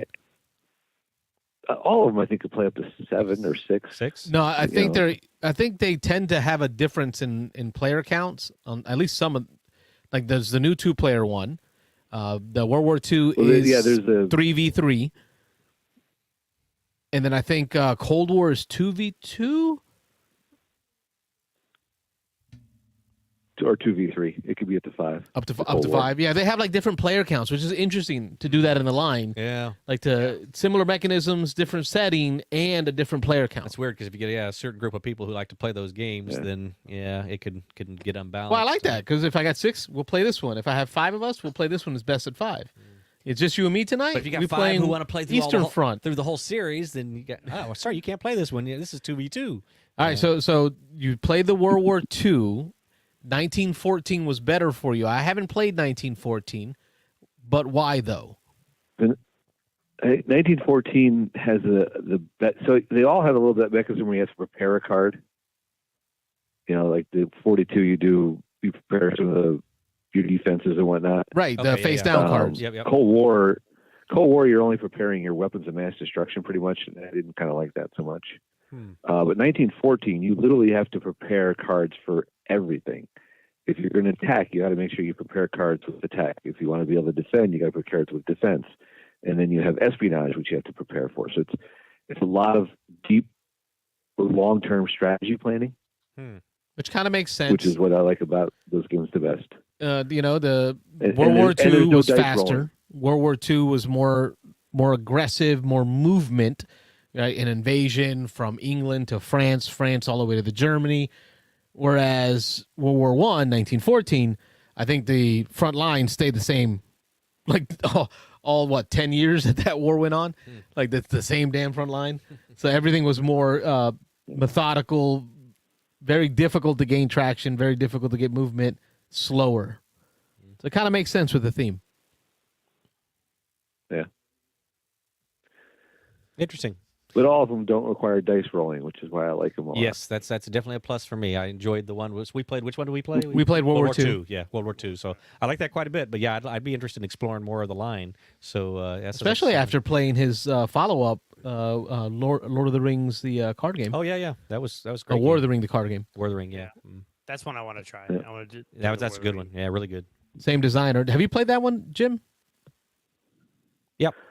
Yeah, War of the Rings. That's right. You with Dice Tower. Yep. Yeah, with Ron Fraser. And he bought it shortly thereafter, if I remember right. Yeah, I still haven't been able to get it back on the table. Well, let's fix that. Bring it to. I've brought it out a few times, but just. Yeah, we'll plan a game day and we'll get that one played for sure. Maybe one of the monthly meetups. Yeah. It's hopefully soon to come. Is it Ian Brody? Is that the name of the designer we're talking about? I'm trying to remember. Doesn't ring a bell, but. Don't you guys have the screen where you could look it up? And computers? Yeah, we could. Yeah, that's a thing. I don't have a computer in front of me. Same designer, deterministic. Let me Google that for you. They took my computer away from me. It's deterministic, card-based, asymmetric. Yeah. Very asymmetric, which I think is what we really liked about Quartermaster General World War II. Yeah. Even Dan was getting into his role as playing the Italian. Italy. Yes.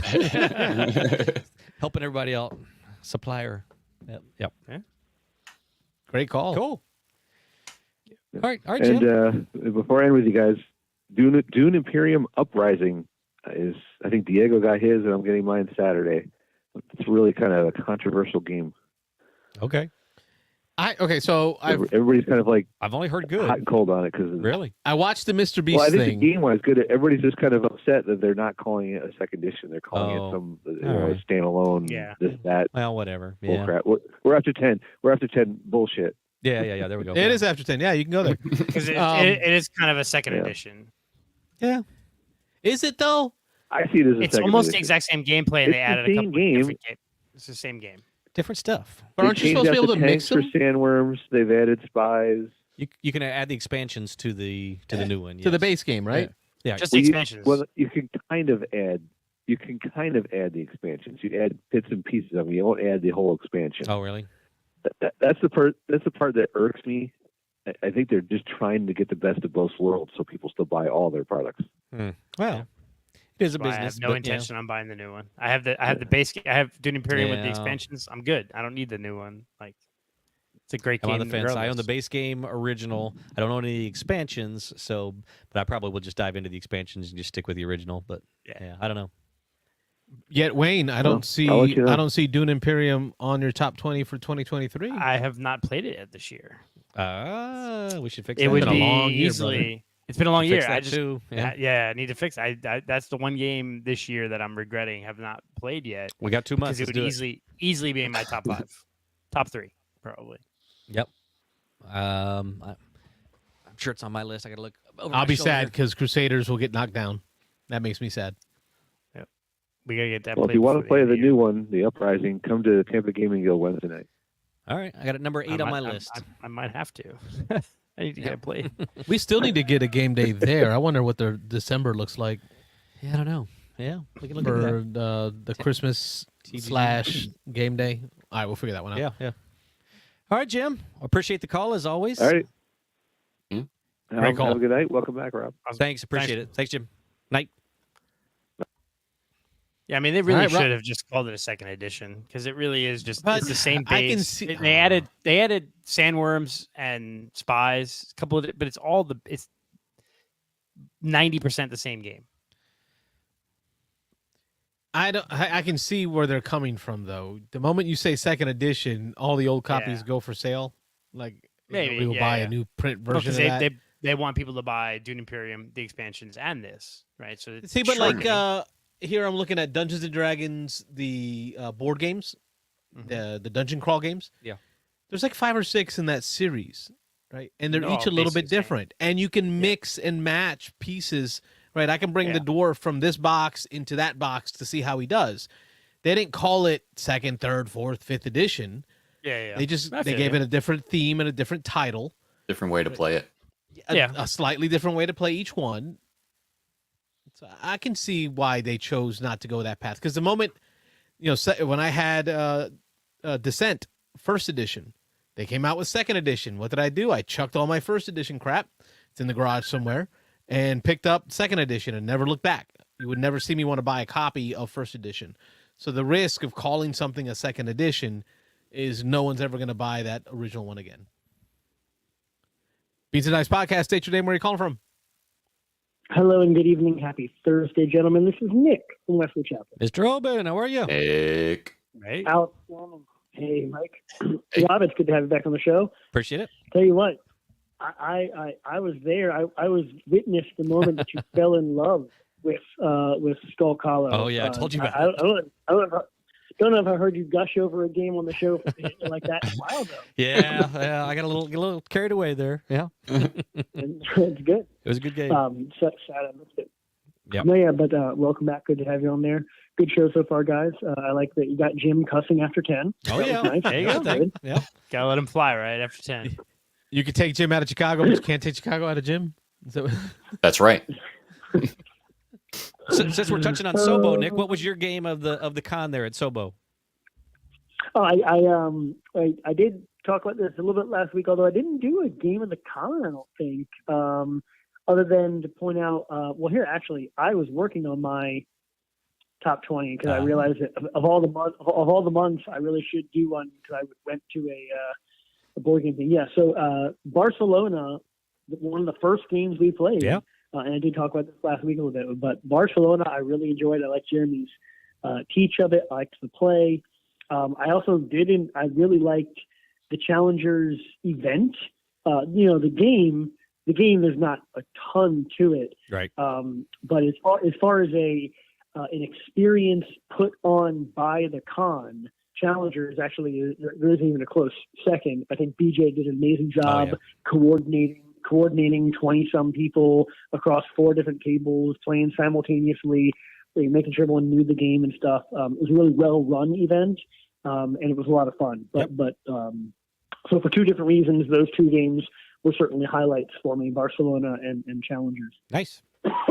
But this week, Rob said I'll both jump right of in. them sucked. By the way, what's that? No, Rob basically said both of those games were horrible. So. Oh yeah. No, they were amazing. Amazing. 2 out of 10. 2 out of 10. Kind of Very like. good. Barcelona was not, but No. actually, I think Rob, you won Barcelona. I think Did I? To be honest, I don't remember, but yeah, it was a good game. I liked it. This week, jump right in. I did play Bees in Space. Apiary. Achievement unlocked. Apiary indeed. Achievement unlocked as far as I declared that I would not put it on my shelf until it was played, and I did manage to just go through the motions. What the key was, physically opening the game and setting it up, and just having it set up for like a whole day, and like pointing at it to the boys. They're like, "Look, there it is. It's set up. Let's go." We all watched Rodney's video. It also helps that Rodney had a video because that, as crazy as it is, the culture of our hobby here, even my 10 and 12-year-old sons know who Rodney is, right? Nice. And they're like, course. Rodney has a video. Oh, cool. Okay, yeah, we'll watch. Like they know. So watched the video and played, and it was good. It was really good. I won't read everyone listening in my exact comment on the Discord channel, because I did put a bunch of pros and cons in the Discord channel. Here's your reminder to go join on the Discord and join the Beans and Dice community there and chat and participate in tournaments and all that kind of stuff. There you go. Yeah, but it was I'll go like number one. So for those that haven't seen it, it's a worker placement game, which I think is, whether it's pun intended or not, I'm going to assume that they wanted to do a pun, where a game about bees, 99% of which are workers, is in fact a worker placement game. You could just say a bee placement game, because that's what it is. And your bees in space. Here, the beans. Should I get the beans? Is that what I'm doing right now, Carlos? You are welcome to. Like, we love it when people give it the beans. Is that what we're doing? Are we doing it? Are we doing it? Well, I just caught myself doing the basics of the game, right? Okay, so let's get the. Hold on, we gotta get the banners up. We're gonna do this. We're gonna do this.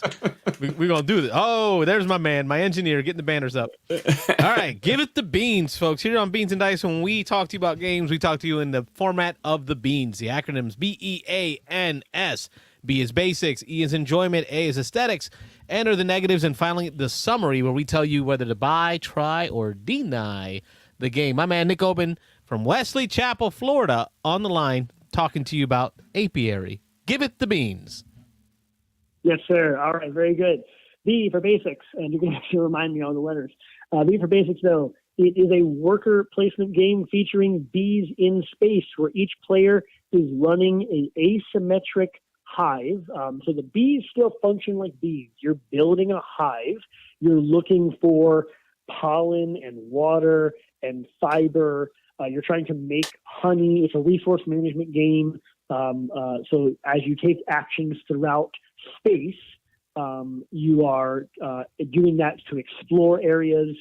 You're having your queen go off and explore to try to find new planets that have one of the core resources, pollen, honey, pollen, water, or fiber, so that you can then use other actions to make wax and make honey, and then you're cashing in those resources to make better beehive rooms, chambers in the beehive, and hire better bees, and teach dances, which is a thing. So bees communicate by way of dancing, of wiggling, and pheromones and whatnot. So you can learn dances and use the dances to make better conversions. And then you're playing neat cards. So you have an action to collect a hand of cards. So you have a card mechanism as well as free actions, which is always fun. And it's great. It goes around and around until enough bees have gone into hibernation, which is a neat timing aspect of the game. The game is played in turns, not rounds. Unlike most worker placements, and I'll get to that down in one of the other categories here. But most worker placement games, let's say we all have 5 workers. We all take turns placing our 5 workers, and that's the end of the round. And then we all collect our workers, right? And then we do another round. That's like how worker placement games go in general. This one bucks that and says, no, there's no rounds. You just keep placing workers, and workers are bumped off of spaces by someone else going there. And the number of spaces is only 6. And so you are going to get bumped. You've got each person has 4 workers, and so around and around you go, and you're getting constantly bumped off. As bees are bumped off, they age and get stronger, and then eventually they get so old they go into hibernation, and that is the timing of the game. After enough bees have hibernated, the game is over. And so it's a neat thing where the length of the game is somewhat deterministic, but not super clear. You can definitely see the end coming. As more and more bees are going into hibernation, you can see, only 3 bees left, and then it'll be the end of the game. But then again, if those bees don't get bumped as fast as you think they will, then the game won't end. So there you go. Basics worker placement game with a neat worker placement system played in continuous turns where you're constantly cycling your workers, and as the workers cycle, they get stronger and older until they hibernate, in which case that's the end game mechanism. So there's your basics. What's next? E. Enjoyment. Enter enjoyment. As you can tell from my tone, we enjoyed it. It was great. We love the theme of bees. And your bees played like bees, which is cool. You're out there trying to collect resources, build a better hive. Not getting to aesthetics yet.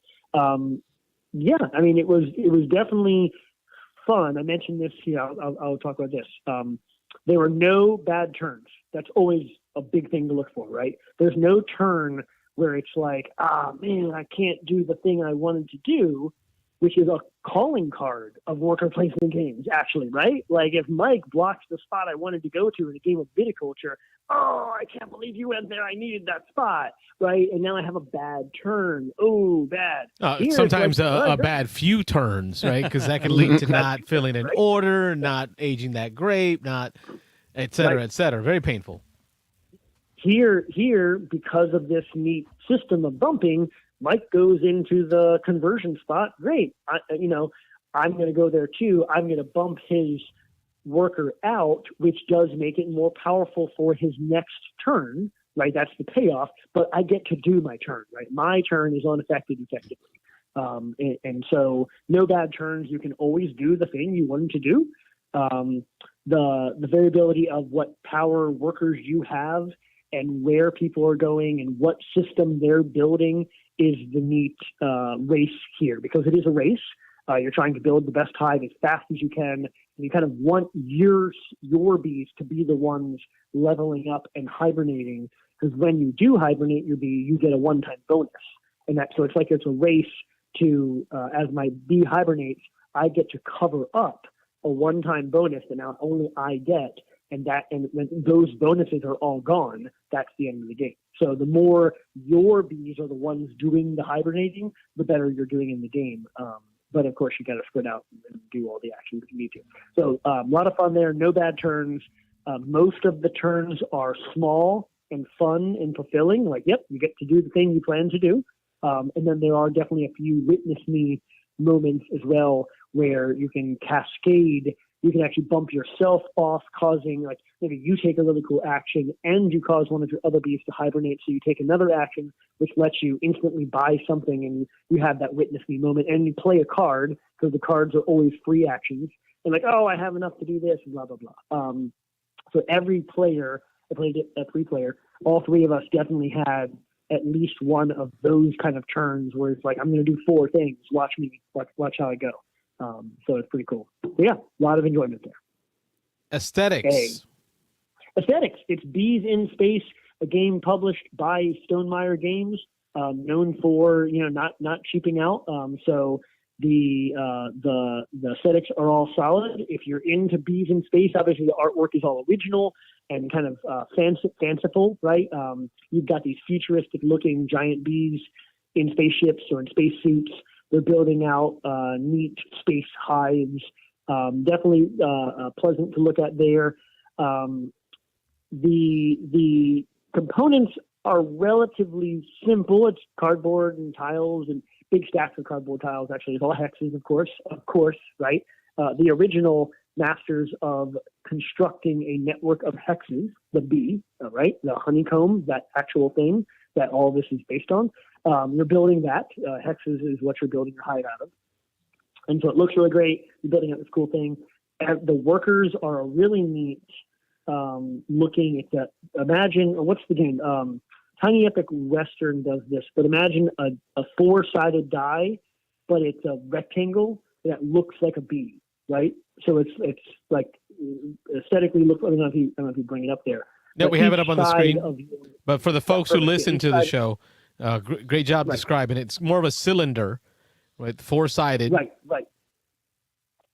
Yeah, but it can clearly rest on each side, right? So I said rectangle because like when you place it down with the three, so the four sides are representing of your worker strength 1 through 4. After your worker strength is 4, the next time he gets bumped, he hibernates, and so that's again the timer of a worker. They start at 1, and every time they bump, they get bumped up to 2, then 3, then 4.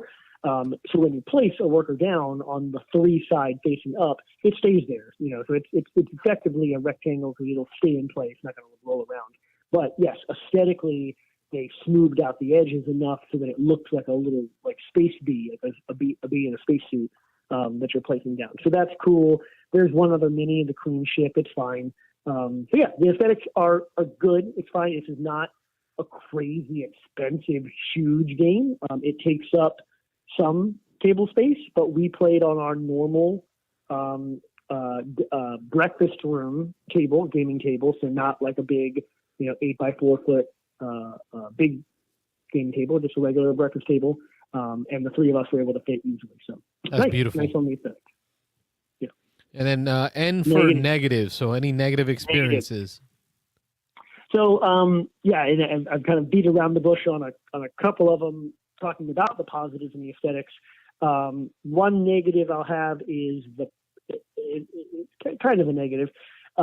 Your player board is small-ish for what you can do in the game, because it's neat. You're in space. You can build any way you want, right? There's no gravity messing with you or telling you have to keep a well-formed honeycomb.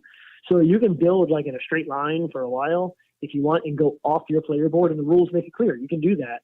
But you kind of shouldn't, because just from a physical like player area space, the player board they give you, you're going to build off of your thing. So it's a little clunky where the rules let you effectively make a mess, but you kind of shouldn't, because then your player area is messy. So I don't know. It's as opposed to giving you a player board where it's just like, no, like you made the player boards big enough and you're supposed to now stay in them. Think like, I don't know, Calico, right? Calico, you have a quilt that you're quilting, and you're not supposed to leave your quilt. You can't just put a tile off to the side and leave your quilt. And in doing so, they give you a player board that is what it is. Here in Apiary, they give you a player board and then tell you can build off the player board onto the table, and it's fine. So that's a nitpicky, but it did happen, and it's kind of like, all right, we got to move stuff around now. That leads into just a general bit of fiddling. Those workers, which are cool, and they do stay upright. Not contradicting what I said earlier. If I put it down as a 3, it stays there as a 3. But what did happen a couple times in the game is like Landis would bump me and just kind of toss me the worker and be like, "Here's your worker back," right? Without even thinking about it or trying to be malicious. And it was like, "Oh crap, what was that worker?" And he was whatever like, side you want it to be. Yeah, exactly. Yeah. So it's a very important part of the game. It's the timer of the game. It's the thing that determines your strength, but it is up to the player who's taking the turn when they bump you off carefully, or be like, here, take your number 2 worker now, and like every turn you have to do that correctly. You know, you can't just like toss someone their B. So there's a little bit of upkeep there, right? There's upkeep in the game, which is fine, but it's weird that someone else has to do it, right? They have to hand you your worker and say, here is your number 2 worker. It's number 2, right? Go ahead and handle that. So that's fine. The last little bit of negative, and I put this in there, and it's fine, is the theme is bees in space, but the in space part is a complete bolt-on. If you're looking for a space game, this is not it. Like there's nothing to do with space in this game other than the artwork. Nothing about any of the gameplay, which is interesting. It's a game about bees, and they made it so much a game about bees that they forgot to make it. Someone like they forgot to make it about bees in space. So, like for instance, you have this sophisticated bee species that has evolved and has space travel, but the 3 core resources they're collecting are still pollen, water, and fiber, right? And it's like, all right, well, that's cool, I guess. Like they're still bees at their heart, but that makes it less futuristic, right? Less spacey, right? And I'm getting those 3 things so I can make wax and honey, just like a regular honeybee, so I can build my hive and like make new bees. So like, okay, is this a bees in space game? But it's in space. But it's in space, right? Yeah, I mean, none of the 6 actions. And I looked to see like how hard would I have to work to strip away the space theme and just make it bees in the woods, right? Bees on planet Earth, and there's like no effort required. Like all 6 of the actions make complete sense because they are all really based on real bee behaviors. The dance action, well, that's what bees do. It's great. It doesn't do with space at all. There's like a card draw action where they're collecting seeds. The cards are seeds. Okay, they go out and find real seeds on planet Earth. The exploration action, you're moving a queen ship around to explore new planets. If it was here on Earth, you'd be moving the queen bee around to explore that patch of grass over there, right? Like the work it would take to strip the space theme away from this game there is no work. It is just a bee game, and then they hired an artist that likes drawing in space. So that sort of makes sense because when you listen to the design diaries, this was a game that was at the design day, and it was bees in the natural environment, and sort of Jamie said, I like that, but that's been done, or there's a bunch of other nature themed games, and the space thing was an after the fact. So it feels like the game was maybe 80-90% developed and designed, and then they threw the space theme on top. So that Zeno would buy it because you throw space on it. Zeno will buy it. Yeah. Right. Yeah. So it really, and so my phrase of bolted on really sounds like it really was. Yeah, and it really does feel that way. Like it's just a B game that they hired an artist to draw spaceships for. Yeah, pretty much. Which is fine. It's not necessarily a negative unless you were buying it because you thought it was a space game that, like last week we did talk, Carlos, about how I was attracted to the idea of a space game, but instead of aliens, who I didn't connect with, the quote-unquote alien race here was the honeybee, which I did connect with. And so there was a little bit of a bait and switch there, where it was like, no, it's not a space game with bees as aliens. It's a bee game, and the bees are kind of in space, and that's the thing. Okay, but anyway, that's it didn't affect the gameplay, of course, at all. That's just the comment on the theme itself. Now, here's where it gets hard, because you get to the S for summary. Now, you have purchased the game, so you are someone who's invested. But here you're talking to the audience. You're talking to the folks at home. Times are tough. Do I spend my money on this? Buy, try, or deny is how we rank it. What's your summary? So, and I think it's fair. I've heard you guys do this before. There's an if, right? It's either a buy or a try. No, I don't do that, but Rob and Wayne, they love doing that. Sure. Because not every game is for everyone, so I don't want to just say go and buy this, even if you don't like worker placement games, right? There's got to be an if. So if you like worker placement games and you don't have one that bucks how worker placement games work, then this is a buy, because I love this worker placement system. It's probably I put this in the Discord, it's probably my favorite flavor of worker placement at all, period. The idea of I can always take the action that I wanted to take. It just might benefit you a little bit if you got there first, but I can still do it. Every turn is fun, and it's worker placement that lets worker placement, the fun, shine through, and none of that frustration of oh man, my spot's gone, right?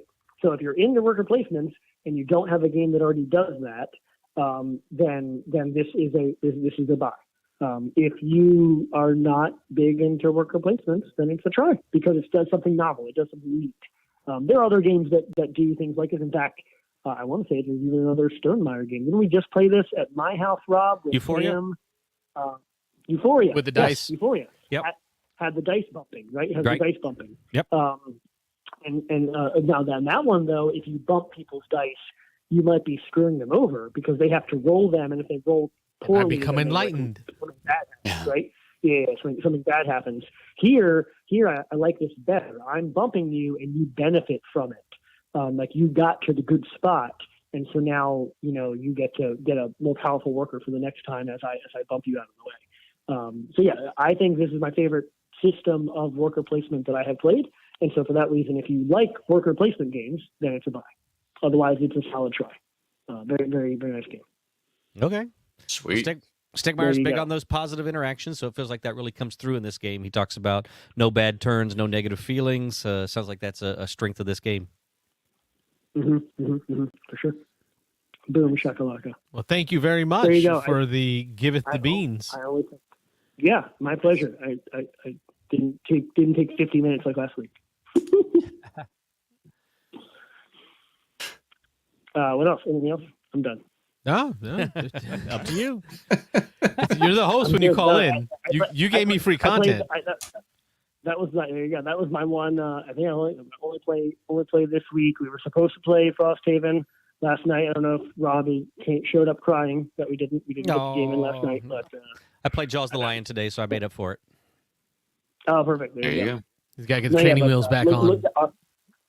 I'm definitely looking forward to getting back into swing of things there. And then actually, I know you guys have mentioned the game day a couple times. Definitely a big fan of you bringing back the second Saturday and the Christmas event. I'm so glad that you brought that up. Wayne, it definitely would not have been too early. We are officially in Christmas season. I am that guy. I'm the guy that on November 1st will start playing Christmas music. Nope. And that's fine. Yep. I would be. You're but not that guy, but I am. I'm not allowed to be that guy. Or- I'm gonna wait till Thanksgiving. Or should you? Put it this way, as sad as it is, if you're talking about an event that you'd like to plan 6 weeks from now is the time to start planning it, because things get a little busy during the holiday season. So Yeah, Okay. you do early December. that's Yeah. the thing. Yep. And I will say that we didn't do for the plug for the Wesley Chapel group. We actually did maintain game days through most of the summer and into the fall. We didn't do one this past weekend because it would have conflicted with a lot of Halloween stuff happening on Saturday the 28th. And so we didn't do a game day there, but I would intend to kick those back off as well in the near future. Though at end of the year is tricky. You guys do the second Saturday. Wesley Chapel normally is the fourth Saturday, but fourth Saturday of October, November, and December are always troublesome. It's Halloween, Thanksgiving, and Christmas. Yep. And so there you go. We'll see how it goes, but Maybe we can Definitely combine looking forward to, forces yeah, for a sure. couple of these. Yeah. For last year for the Christmas, I want to say we definitely did. I definitely posted about the Beans and Dice Christmas event on Wesley Chapel, and then we did not have a fourth Saturday game day in December. That pretty much never happens. Right. So. Cool beans, but yeah, that's good stuff. You guys have a great rest of your night, and talk again soon. Thank you, Nick. I mean, As always, thanks for calling. Yep. say it. Rock G'day. and roll. Yeah. Thanks, Nick. Nick Oben out of Wesley Chapel. Two quick comments about Stonemaier. One, did you see that? I don't know. He watched his weekly chats. He switched to using StreamYard. I saw that. Oh, did he really? He did a little Yeah. test stream and he was playing Test around. He was stream, sharing yeah. screen. He's like, "Oh, I love it. I can share my screen and show BGA when I'm talking about games." He was like, Well, I love how he's always done it. He will literally like print out on Yeah. pictures of the games he's played, and he's like, "Oh, well, if this is the game I played," and, and I'm like, "This guy runs like a multi-million-dollar board game company, but he's so down to earth." My friend. He is. And the best part is he's so normal. And you saw that he's running his charity. His charity auction is yesterday, today, and tomorrow. Rob Oren is in it. Rob Oren, I was going to say Rob Oren's in it. Yep, thumbs him up. So you get the bids are already kind of crazy. They're like $1,000, but or $750,000. Let's see if Nick really wants a copy of it here. Yeah, I did bid on one. It was like $450, $500, and then I got outbid pretty quick. And I'm like, I'm out. But it was a number 1 to 10 of Apiary, a number 1 to 10 ironclad version of Expeditions, the Expedition maps, the gold eggs, the vision friendly cards, the Wingspan vision friendly cards, the Wingspan fan pack, the upgraded Tapestry signed Tapestry cards. Cool. Pretty decent pack of prizes. So nice. Yeah, it was great for us to be a part of that last year and actually be the winning out of 10. We won Beans and Dice, a small fries like us. That was awesome. Taking that win was really, we were underdogs. We were so low in subscriber counts compared to those other channels. Brought it home, man. We did. So thank you to my community here. Dedicated fan base, yeah. But yeah, I'm going in there voting for Rob Oren. He's a miniatures wargamer guy. I've seen him at HMGS here in Florida, the Historical Miniature Gaming Society.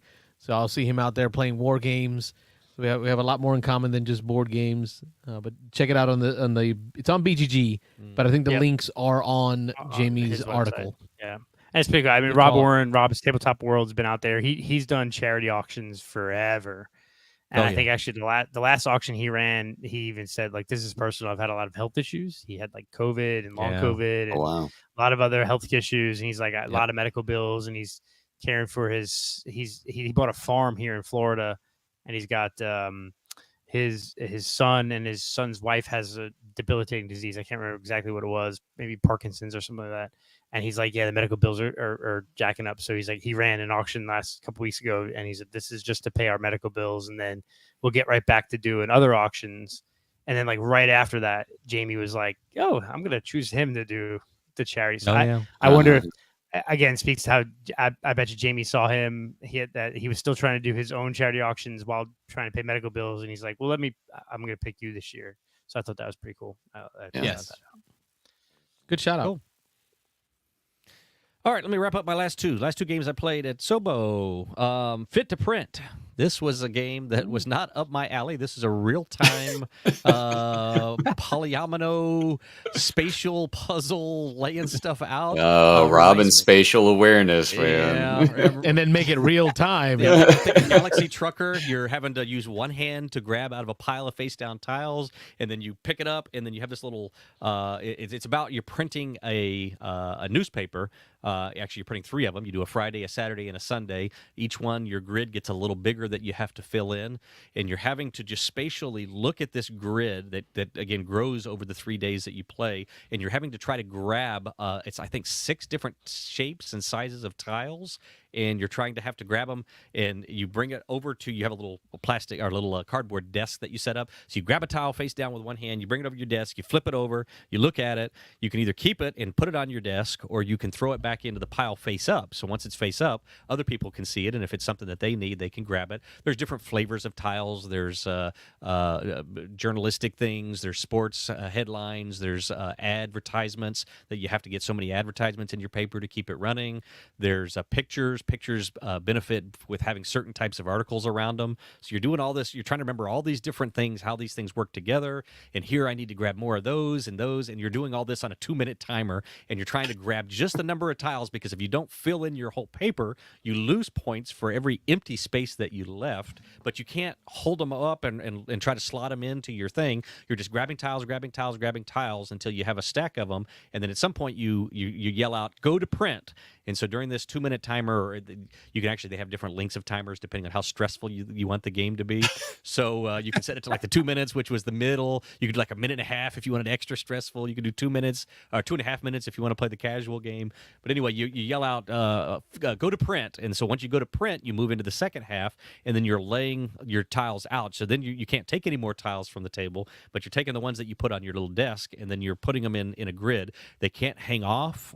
They can't. There's certain ones that can't be adjacent to each other. So you're playing this whole game and you're trying to remember. So then it's a race. So again, each person, once you complete your paper before the timer goes off, then you announce that I'm going to print, or first one is going to layout, and then you're going to print. So once you go to print, you yell out that you're going to print, and then you grab either the one. We played a 4-player game, so there were 1, 2, 3, 4 in the middle of the table. So if you're the first one, you grab the one and you place it. The only significance of that is in the next round, each round you draw a tile that gives you a goal that gets you bonus points for doing a certain thing in that next print of the paper.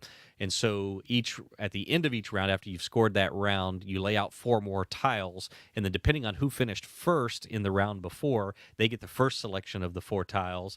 Whoever finished last has to take whatever tiles left over. And so some of them require you to do things or you lose points. Some of them give you bonus points for doing certain things.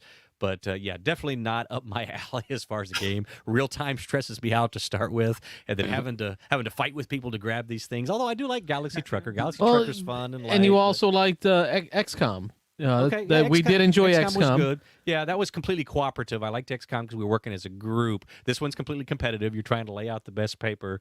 It's interesting. It is penalizing at the end. One of the big things that'll give a lot of people an oof on it is at the end of the game, I mentioned there's advertisements. Advertisements don't give you any points during the game, but there's 3 different sizes and types of advertisements. As you get them, they have dollar signs on them. So there's either $1, $2, or $3 signs. So each of the 3 rounds you play, when you print your paper on Friday, then Saturday, then Sunday, at the bottom of the score pad for each of those days, you're adding up your advertisements. We played a 4-player game, and in a 4-player game, at the end of the game, whoever had the lowest amount of advertisements automatically could not win. They were eliminated. And so you have to balance getting points in doing all the layout in your paper with getting these advertisements. And it's very thematic, because if you don't run a paper, as a business, if you don't actually make money on it, if you don't run the right amount of ads, you're going to go out of business. And so that was the idea, is that you're going to go out of business if you don't make X amount of dollars, or if you're in last place. So somebody is automatically eliminated, whether you're playing with 3 or 4 or 5 players. Whoever finishes the game with the least amount of advertisements is eliminated automatically. If there's a tie, if I remember correctly, nobody's eliminated. So you just want to kind of keep up with the Robinsons there a little bit to kind of like Ankh, kind of an Ankh feeling to it. Yeah, but that was a real the guy I think that got eliminated. We played with 2 people who we didn't know. We met up with a couple of people and just kind of reeled them in and got them to play. But the guy who ended up with the highest score at the end of the game was the guy with the least advertisements, and he got eliminated and couldn't win. So you can have a beautiful layout. You can do a great setup of your paper. Pick all the right articles. Yep. But if you don't have any ads, it wasn't. You got to get those ads in there. You got to make some money on your paper. It's a business.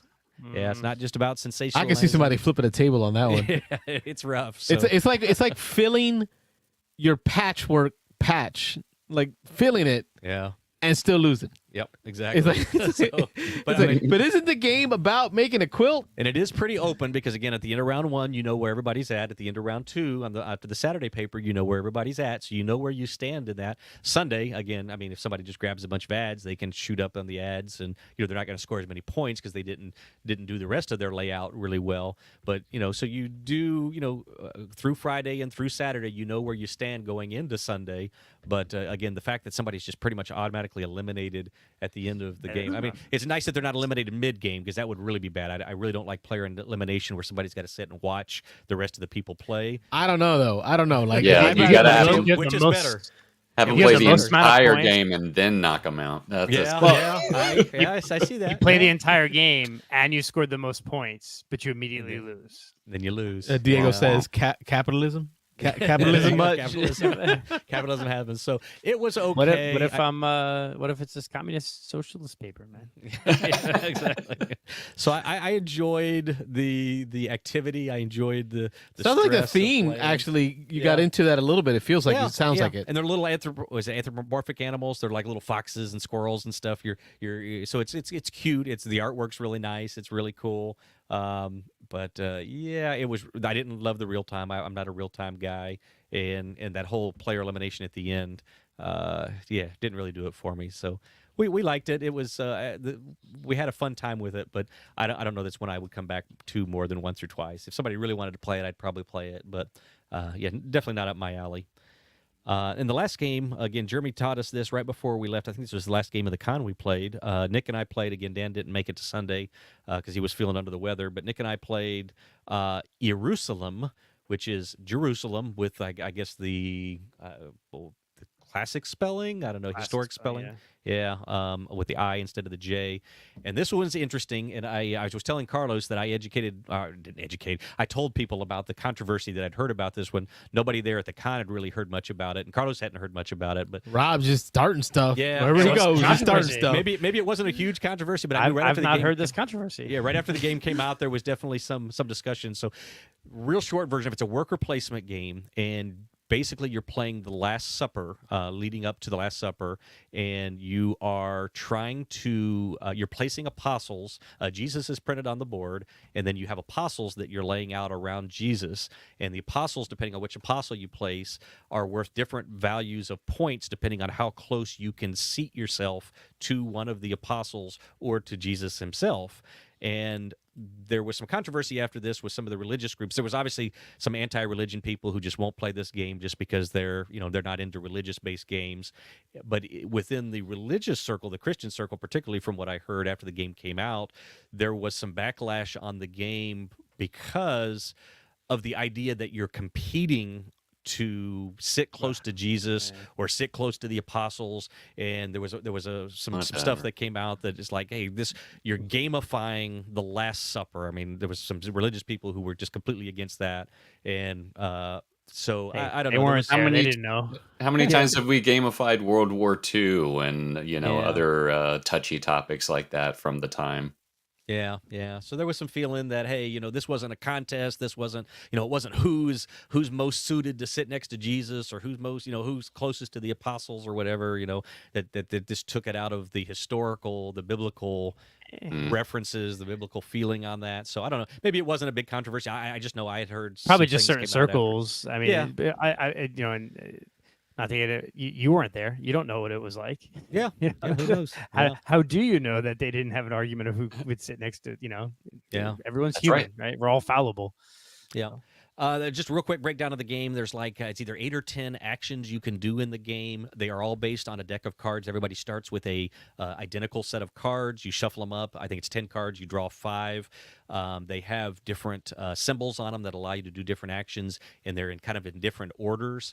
And so you're limited to the cards that you draw, which isn't my favorite thing in a worker placement game. In a worker placement game, I'd like to have access to all of the spots. Again, kind of going back to Apiary where Nick was just talking about, I like the you call me a punk or whatever, but I like the blocking. I like sometimes that I did the thing before you did because I was higher in player order. I did something in the round before, allowed me to go first. I know there's something you want. I want it also. I'm going to beat you to that spot.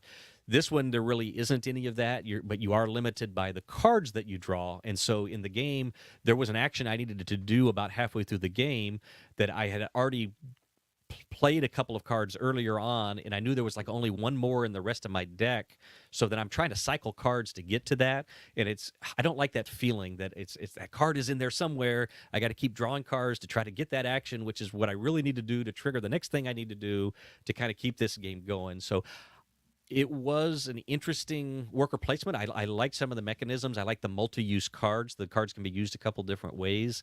I liked a lot about the game. The artwork was nice. It wasn't anything great. But it didn't completely hit all strides for me. It left a little bit wanting. I can't put my finger on what I really didn't like about it. I think it was mostly that deck that being limited to the cards that I had in my hand and needing a card that I just couldn't seem to find for a while. And then by the time I got it, it was like, well, all right, I got to play it because I got to do the thing. But now we're kind of late in the game, and everybody's kind of beat me to that already. So I don't know. I don't know if I'm explaining that well. But no, I think you did. And I think I remember watching the Dice Tower play through this, and I remember Chris Yee was the one like teaching it, and he seemed very like into it, right? Because I think Chris is also a fairly religious individual. Sure. And he liked the theme and he was all about it. But even he seemed like it was like, it's fun that I'm playing a game about the Last Supper, but the gameplay is good, but not great. It seemed like one of those, like, it's a good game and there's no real reason to hate it, but there's no necessary reason to love it. And it's a Shem Phillips game. So you expect like, all the trilogies he's done, all of those things. So, is this a Shem Phillips game? No, I don't think this one's Shem. No, it's Shem not. came out with Nehemiah. Yeah, that's a different. That's the one. one. Oh, You're okay. This is thinking of, okay. That's what I'm thinking about. Okay, never mind. I thought this was. No, I'm loving seeing a lot of these biblically based games that are coming out, and I'm kind of with Chris Yee on this one. It's great seeing a theme that I connect with so deeply being used in the board game community. I mean, I was a Christian DJ for many, many years. So it's a tough line to draw. Like, what's Christian music versus what's secular versus what's just good, fun music to play, right? And there's so many people that will draw a hard line. Like, you just can't do that, right? You can't cross that line. So in order to not cross a line, they box themselves into what is allowed, but it doesn't bring anyone in to have conversation. And what I'm loving about the idea behind this game is, you know what? It sparks conversation, right? So people are going to ask, well, what did the Last Supper look like historically? Which, you can go in the Bible and read it, right? And you can't tell me that here we are in the time of Passover in Jerusalem, and here's Jesus with his crew going to go get the last meal right before Passover, right? And the crowds aren't there. But wait a minute, like a few chapters before that, when he's hanging out with his crew, the people can't even get to him because the crowds are so big, to the point where they brought the paralyzed man through they had to put a hole in the roof of the house to drop this guy in by like cords, like freaking Mission Impossible, to get him healed by Jesus. So you're telling me that towards the end of the book, there were no crowds to be found, no people wanting to kind of peek in the window? Come on, people y'all. weren't trying to really finagle to have a seat next to the next. You see what I'm saying? I mean, I'm with Wayne on it. You weren't there. Like, not everything was written down exactly the way. So I'm not saying that it's wrong. I'm not saying that it's right. I'm saying that it causes conversation. And as a Christian man, how much more would you want?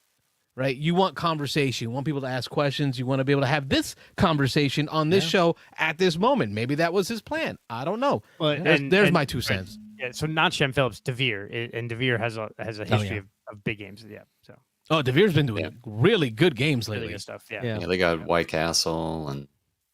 Yeah, there was nothing revolutionary, nothing really that new in this that I hadn't seen. I mean, I agree with the idea that it was a good game. It was solid. The mechanics were good. The gameplay was good. There were no moments in it though that were like, ooh, I really did a really cool thing there. I mean, there's resource collection. You're collecting a lot of resources to cash them in to do different things. But tell me that isn't the theme of board gaming today. Sure. Right. Yeah. So you have to wow it. Yeah, you gotta just be like. There's so many games. Like 5-6 years ago, this game would have been like, oh, this is an awesome game. But now there's 500 games like that, and you have. What are you doing to stand out? It's a unique theme, and it's a cool theme. And I remember even part of like you get negative points if you're near Judas, right? And so like you have to like try to get as far from him as possible, right? So and that's the last apostle you place. You kind of place the throughout most of the game. You place the apostles depending on. There's 4 different actions you can do to place each of the 4 different types of the apostles. They're in 4 categories, and they actually have their names on them as you play them in order. But then the very last person to take that play an apostle action places Judas, and so when you place him, you swap him out with one of the other apostles that's out there, and he actually gives everybody in his row, everybody that's seated next to him, negative points. So people have lined up around an apostle that they are going to get positive points for, and at the very end somebody switches Judas in for one of the other apostles, and it gives all of those people in that row negative points. And so that sounds like a Rob thing. Yeah, that's kind of a Rob thing. That's the Rob thing right there. Again, a weird twist on a a religious But game. still I guess, within but- theme. Yeah, I guess it's still within Yeah. the theme. But yeah, so it's I'm glad you got to play that, man. That yeah, it was. So I like the idea of a game that touches on a historical religious figure or a historical figure and a religious theme without over the top with the religion aspect of it. It's like here's that I kind of want to play the game, although I'm not going to go out and buy it, but I would like to play the game because it's a unique theme, right? And I love just unique themes. So Yep. which I think Shem Phillips is heading that way because he's got his new title. yeah, Ezra and Nehemiah. Yep, coming out. I think it's on Kickstarter now. Ezra and Nehemiah. It's a story in the Old Testament Bible where they're rebuilding the walls around Jerusalem. I think it's another worker placement game. Yeah. That's Deliverance just came out recently, so there's definitely a push with the religious. But they need to be good games though. Yeah. Like that's the other piece is, you don't want to have those games that are being put out there just because of the theme. Buy me just because of the theme. But buy me because I'm a good game and I have a theme that you can connect with. But I think you made the point is like how many World War II games have we got? How many like Roman Empire games have we got? How many? a lot. So there We got a lot. So, but I have a lot. there's so much other ancient history that you could delve into and talk about. Like, there has not been a lot of Hannibal games. There hasn't been a lot of like, Alexander the Great, and like a lot of other aspects of history that you could, antiquity that you can. Yeah, bring even in. like Gollum. I never realized that was a cool one. a game Yeah, based off a Jewish history, like Jewish traditions. Yep. Yeah. These are all things that I'm learning now. They're making good games with, as Chris says out of Austin. It's important to represent the theme well. Correct. Yes, absolutely. Yeah. Right. Good call out, Rob. Yeah. Sounds like a great trip. Like the majority of the show, except for the callers, Yeah. was the games you played. Yeah. So Yeah. it was a worthy trip. It was a good trip till the very end. I'll just touch on it here real quick. I don't want to dive too deep and don't want to spend too much time on it. But just to touch on, I appreciate all the good wishes, everybody who reached out the last couple of weeks while I was out. And the story wasn't out there; it wasn't secret or anything. I hadn't talked about it, and Carlos and everybody wasn't sure exactly what to say. But the end of my trip, the last couple of days before I flew back to Tampa, unfortunately, I had been diagnosed a couple of months before my trip with a torn and a partially detached retina on my left eye. And seeing a couple different doctors, we felt it was stable, and we were just going to monitor it for a while and see what happened. Unfortunately, while I was in Louisiana, while I was in Lafayette, the last day in Lafayette, actually the last Sunday of the con, I started having some issues. I started seeing some flashes of light. I started seeing some lots of floaters. I started having what they call a curtain, which is a black area moving across my eye. And so Monday morning, we were planning to drive from Lafayette back to New Orleans, about a 2-hour drive. I woke up and I could only see about 50, maybe 60% out of my left eye. And so I called my doctor back here in Tampa.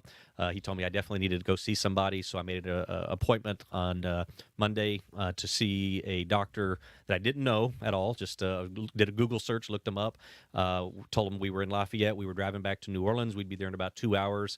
And they squeezed me in. I saw the doctor on Monday, and he told me I needed an emergency retinal reattachment surgery. And so they scheduled me a 6 a.m. appointment Tuesday morning. And so our flight was planning to fly back from New Orleans to Tampa Tuesday night. We discussed all my options, and we decided that we had a particular surgery done Tuesday morning to reattach the retina, and I was able to keep my flight and fly back home. A little scary, of course, being out of town, away from home, having to have an emergency surgery. So the last couple of weeks, I've been recovering from that. Unfortunately, I'm going to need another surgery in a couple of months. So I'm just waiting for my eye to heal enough that I can go in and have the second surgery. But that's why I've been out for the last couple of weeks. I've gotten to the point now where I can get back to somewhat normal life for right now. But I appreciate all the questions. I appreciate everybody being concerned, reaching out. I'm going to do my best here the next few months. Unfortunately, I won't know the total damage to the eye until I have the second surgery. I'm hoping I'm going to get 90 to 95% of my vision back in my eye, but we won't really know till I have that second surgery. But again, that's what happened with me. I really didn't want to drag everything down. So I hadn't even told Mitchell or BJ or any of the guys in Louisiana what was going on. So I think if they watch the show, this will probably be the first they're hearing about all this. But I didn't want people to worry. They were 2 hours away in Lafayette. I was in New Orleans, but we got the surgery done. I really appreciate Dan. Nick flew home early. He flew out Monday. Dan actually stayed with me for the surgery. He took me in. Nick's a jerk. Yeah, exactly. Dan took me at 4:30 a.m. To the emergency room in New Orleans. And probably have not my feeling surgery. super well because he was out Sunday. So Yeah, because he was out sick Sunday. Huge so he props was- to Dan for that. Yeah. Yeah, so it was awesome that Dan was there to take care of me. Me and my wife, my family really appreciate Dan. I know Dan's prior military, also a nurse. Nurse you know, and everything. history being a nurse, so that dude. Now the other question though, Rob, did you get to have a cool eye patch on the plane?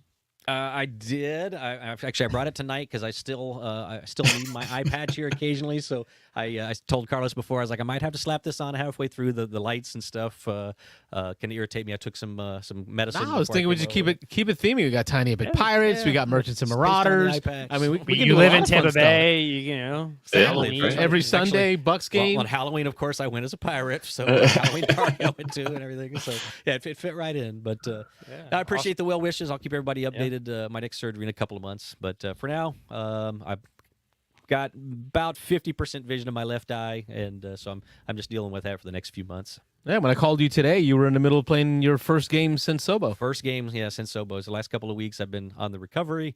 I just started working a couple days ago. I just work from home, but back on the computer, getting headaches and things like that, as you'd imagine. But dealing with all that. So, but yeah, today Jaws the Lion, played that with my daughter Emmy. Finally got back to that, and so we've gotten through 6 or 7 scenarios now. But looking forward to plow through that and get that finished. Yep. Nice.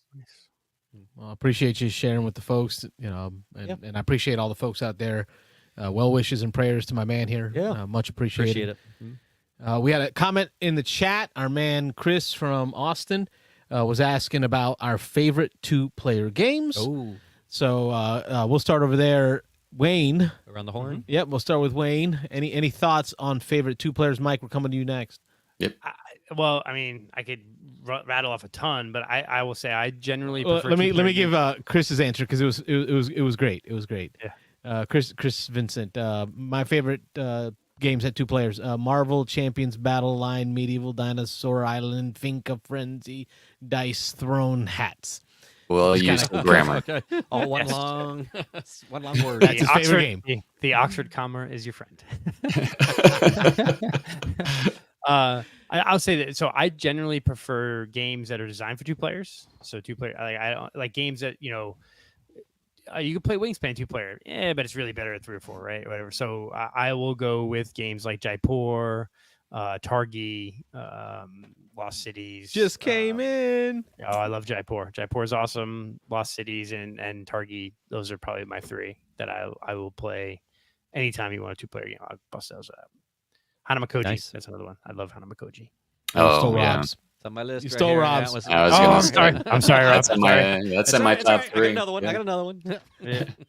So I'll throw those 3 out 4 out there. Feel All free right, to Mike. duplicate Nice. if they're good. Yeah, talk them up. Not in any particular order, but Hanamakoji, 7 Wonders Duel, and Lawyer Up. Love All right, you got Lawyer my Up. other one. Lawyer Up. 7 Wonders Duel. Yeah. I Yeah. haven't played Wrong. Lawyer Up yet. I want to try that one. Yeah. Oh man, if you can get into character, it's a Yeah, you're I on object. there, and you're like, I object, and you're like, slapping But shit what on the about table. this and- knife? Yeah. Right, Yeah. exactly. My wife would get into that because she wishes she had gone to law school instead of accounting. Oh, well, there you I go, got a man. copy I want- here, buddy. It's a fun one. It's I cool. got wanna a borrow copy it. here and the I'm 2 gonna- expansions. Oh, I'm borrowing it. I also want to Yeah. try Watergate. I've heard a lot of good stuff about I Watergate. got it here, right there. Come and borrow. I know. You name it, he's got it. Your man. turn is closed. I got it. So me keeping my library worked. That was my original goal, having the library as like a share. And I think you bought Watergate from Diego right Yes. before I was going to buy it. Nice. Yeah. He remembers. All right, Yeah. you, Mike? Pepperidge Farm remembers. Yeah, and I still have Radlands in my collection, which I haven't played yet. So I'm hoping to get that played. And the only other one is a Pagan. That's the other 2-player game that I'd okay, really that like to get to the table soon. Yeah. Not familiar with that one. It was a Kickstarter. They just had their second Kickstarter finish and deliver recently. But it's like you're trying to you're like the villagers and you're trying to find out who the witches are, and there's like powers and that sort of thing. So, oh, there we go. Wikama's that time. Hey, spread it updated. English is his first language. But anyway, that's my list there. So. I don't know. I taught you, Wayne. I taught you not Battle Line. It's the other version of it at the pool. Oh, Shot and Totten? Shot and Totten. Shot and Totten. We played Shot and Totten, which is Battle Line. I just don't know if I'd go that high up on Battle Line. Top 3. I like Battle Line. Shot and Totten was good, but probably not my top 5. Yeah, I don't think it'd go that high. Good try though, Rob. Oh, mine are mostly going to be repeats. I'm going to come up with another one just because. But if I'm looking for a fairly quick game, Hanamakoji for sure. That's. I was to say I had these up here. People had asked me a couple of times, but these 2 here were on my top 20 list. And until I decided that I didn't want to have 2-player games on my top 20, we had talked at one point about doing a separate, maybe top 10 2-player games and maintaining that as a separate list. But we just never got back to it. And again, as you can tell, we kind of got away from our main list. We got to get back. Oh, we have to update it though. Yeah, we got to get it updated. But Hanamakoji was on my top 20 all-time list at one point here on the board behind me, but I pulled that off and just set it aside. So, but again, if a fairly quick 2-player game, if I want to go a little heavier on a 2-player game, Seven Wonders Duel, as Mike mentioned, that's a huge hit for me. I love that if you've got a little bit more time to spend, a little more thinky, a little more deep. I love Lost Cities. Wayne mentioned Lost Cities, one of my favorite all-time games. Basically just a deck of cards. You don't need that board. I've taken that deck of cards on vacation many times, traveled with it, just thrown it in a suitcase and played that. It's one of the few games my wife likes. Just to mix it up, to throw something completely different that hasn't been mentioned. If you want to talk dexterity games, Crokinole is, I love me some Crokinole. Yep, okay. Yeah, if you get a Crokinole board, 2-player, I mean, Crokinole can be played 3 or 4. That's garbage. Crokinole's a 2-player game. It's a 2-player game. What's sad is he's not wrong. Yeah. He's not wrong. Yeah. Crokinole's great. So that's just to throw one extra in there, but Crokinole would be one of my all-time favorite 2-player games. But Carlos? There's nothing on this list that nothing y'all have said that is not what I was going to say. I mean, I'd put up there probably my top favorite would be 7. I'm staying away from war games. Like I can go through a whole list of war games, and like it's not fair because like Undaunted isn't like really a war game. Yeah, it's kind of a deck building. It's a great 2-player game, though. It is, isn't it? It's such a good system. All right, so you give me permission. Absolutely, man. All right, permission granted. I'm going to say Undaunted. Okay. As a great 2-player game. But Lost Cities is great light. Yep. And then Seven Wonders Duel, without the expansions, I would say is light, but with at least a couple of the expansions, it gets really fun, and that's strong 2-player game. But I am super excited because a copy of Jaipur came in this week, so it's my first time I haven't even played it yet. I played around with it on BGA, like I set up a 2-player game, like me versus me, just to kind of get a feel of playing the cards and how the game would play. And as I kind of just played back and forth on BGA, against myself, I'm like, ooh, I see something here. Like this could beat Lost Cities. And Rob says no, but no, I don't know. This no. could beat Lost Cities in my top 2-player. It's kind of up there. Not for me. Yeah, I've only played it. I played it at one event. I played it a couple times back to back, and I liked it. I didn't love it, but maybe I need to play it again. You also have Clask is another dexterity 2-player game that I enjoy. It's fun. And then you have as far as you have classic chess, but games that are similar to chess. You have Hive and Santorini, which are Battle chess. Oh God, yeah, War Chest. War Chest Chest, is great, sorry, but not that Battle also Chest, War good Chest. at 4. Yeah, that plays good at 4. The Duke is great. That was one of the early ones. One of our early lunchtime games. That's a good one. Yeah. The Duke was abstracty chess like. Diego says boop. Michelle Gallagher says Jaipur and Shards, and Mike seconds Shards. Yeah. I love Shards of Infinity at 2. Yeah, that's a good one. I think it's better at 2 because sometimes you get like if you play 3 or 4, everybody teams up on one guy and knock them out, and then you're So when it's 2, you're always attacking the person across from you. So I do like it at 2. Dice Throne. I think we had this discussion last week, if I'm right. We did the unmatched Dice Thrones kind of battle back and forth, and I'll still stand on where I was last week. I'd rather unmatched over Dice Throne.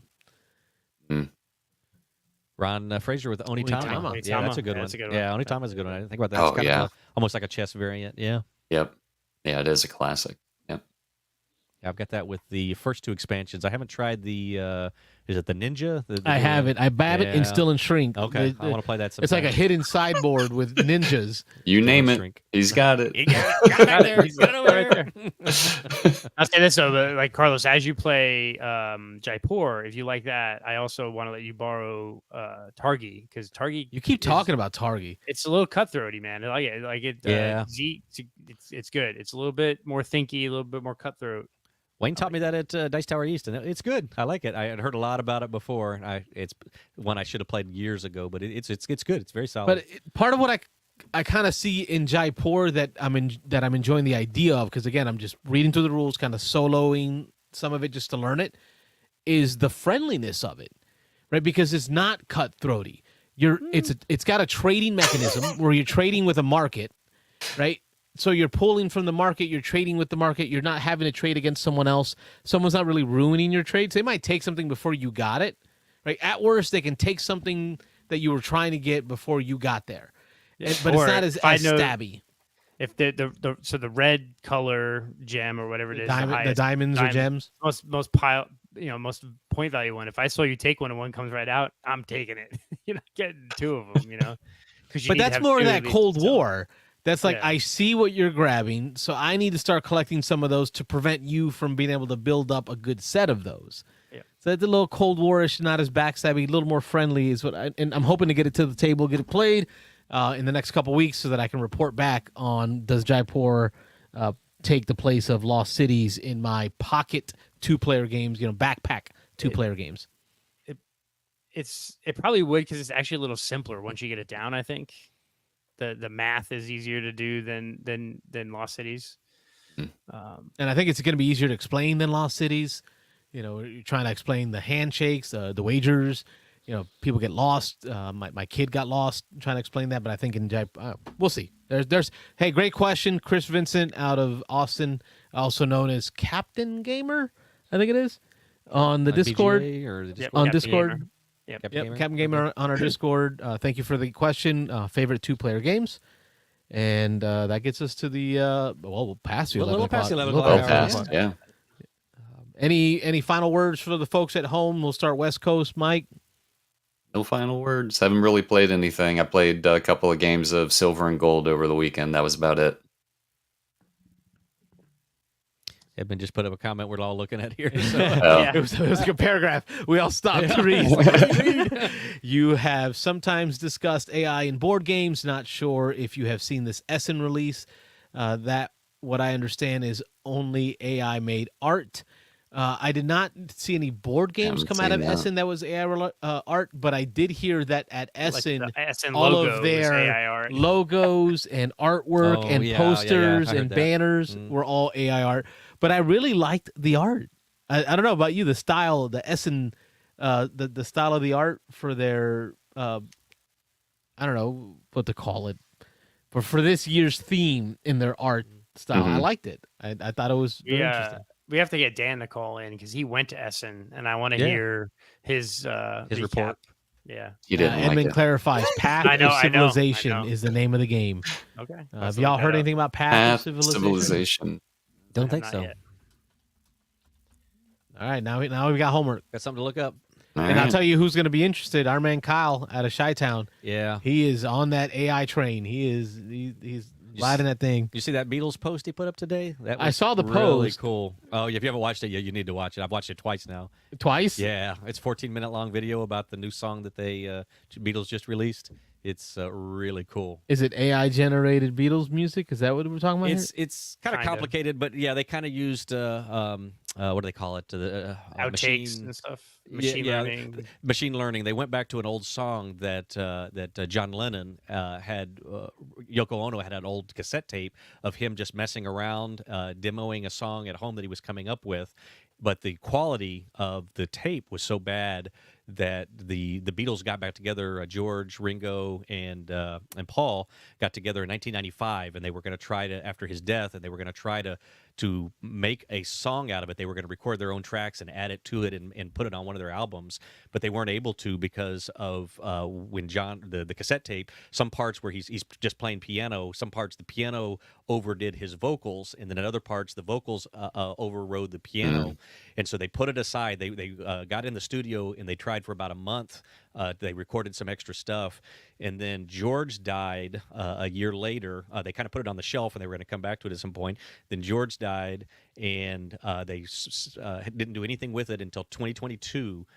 25 years later, they came back, and with modern AI and machine learning, they were able to fill in the gaps. They were able to separate the piano from his voice, and they were able to fill in the gaps in his voice and fill in the gaps in the piano part. And before George died, he had recorded another guitar riff that they wanted to add to it. And then Paul and Ringo redid the drums in 2022, and Paul McCartney did the bass line for it. And then they brought in a string orchestra to do the string part of it, and they just released the song today, and they're saying it's now officially the last song the Beatles will ever produce because all 4 of them are actually on it. But it's just eerie hearing where they stripped out John Lennon's vocals from it, and just hearing his vocals without any of the music or him playing the piano or anything. And Paul said it was incredible to him. It was like a ghost. That was like talking to a guy who had been dead for 30 years, stripping those vocals out and now being able to put it in and compress it and make a song that they were able to release today. And so it's really cool. Yeah, it's very cool. Yeah, it was really neat. And that was Kyle who shared that in our Discord. He's big on the AI front. He's watching that. And that's a great use of AI, because here you have the actual artists themselves using their voices and the voices of their dead colleague to recreate a final song. So it's like using AI to finish work that they never got to finish when they were alive. That's a great use of AI. I can't wait to hear Tupac's next song. Oh yeah, easy. Back from the grave. Biggie, man. Anyway, on that note, Wayne, any last words for the folks at home? No, just really glad to have Rob back. I'm glad he's doing better. Hopefully the next month or two will be better for gaming for all of us. I know October was pretty rough, so it was great. Not for Rob. Not for Rob. Yeah, spent the whole 2-hour show telling us what he played. But that was all in 2 days. But yeah, looking forward to it. And a reminder to the Beans and Dice crew that next Thursday at noon, Dice Tower East tickets go on sale. They are expanding the tickets a little bit this year. They said they're having more people and they're going to do some new things or different things, but it more than likely will sell out. Probably won't sell out the first day, but if you're, come on, crew, you all know you're going. You might as well buy the ticket the first day and get it done. It'll make a great Christmas present for someone. I'm buying tickets for me, my wife, and kid first day. So awesome. And Wayne, my parting comment is Wayne and Mitchell. Hopefully Mitchell's listening. I hope y'all get together and hit a podcast. I know it's been a few weeks and things have been busy, but I'm looking forward to hearing the two of y'all back together. Seriously, I had to listen to the Secret Cabal today. Oh my god! For my Wednesday drop was the Secret Cabal. Just October was rough with school and work and life, and I know Mitchell was moving a lot of theater stuff. But I'll reach out to him. Hopefully, we'll get back on track doing some podcasts. And feel free, any of you guys here or anyone in the community, if you ever want to have a thought for a podcast, you want to join us, we can work out a time and join us. So cool. We'll do it. All right, folks. First off, we thank you for your prayers and thoughts. Continue to pray for us and our families. We appreciate it. May God bless yours. Thanks for watching the Beans and Dice podcast, a podcast about how we game. Catch you all on the next one. Good night, everybody. Bye, buddy. Good night. Thanks for watching the Beans and Dice podcast. Don't forget to like and subscribe.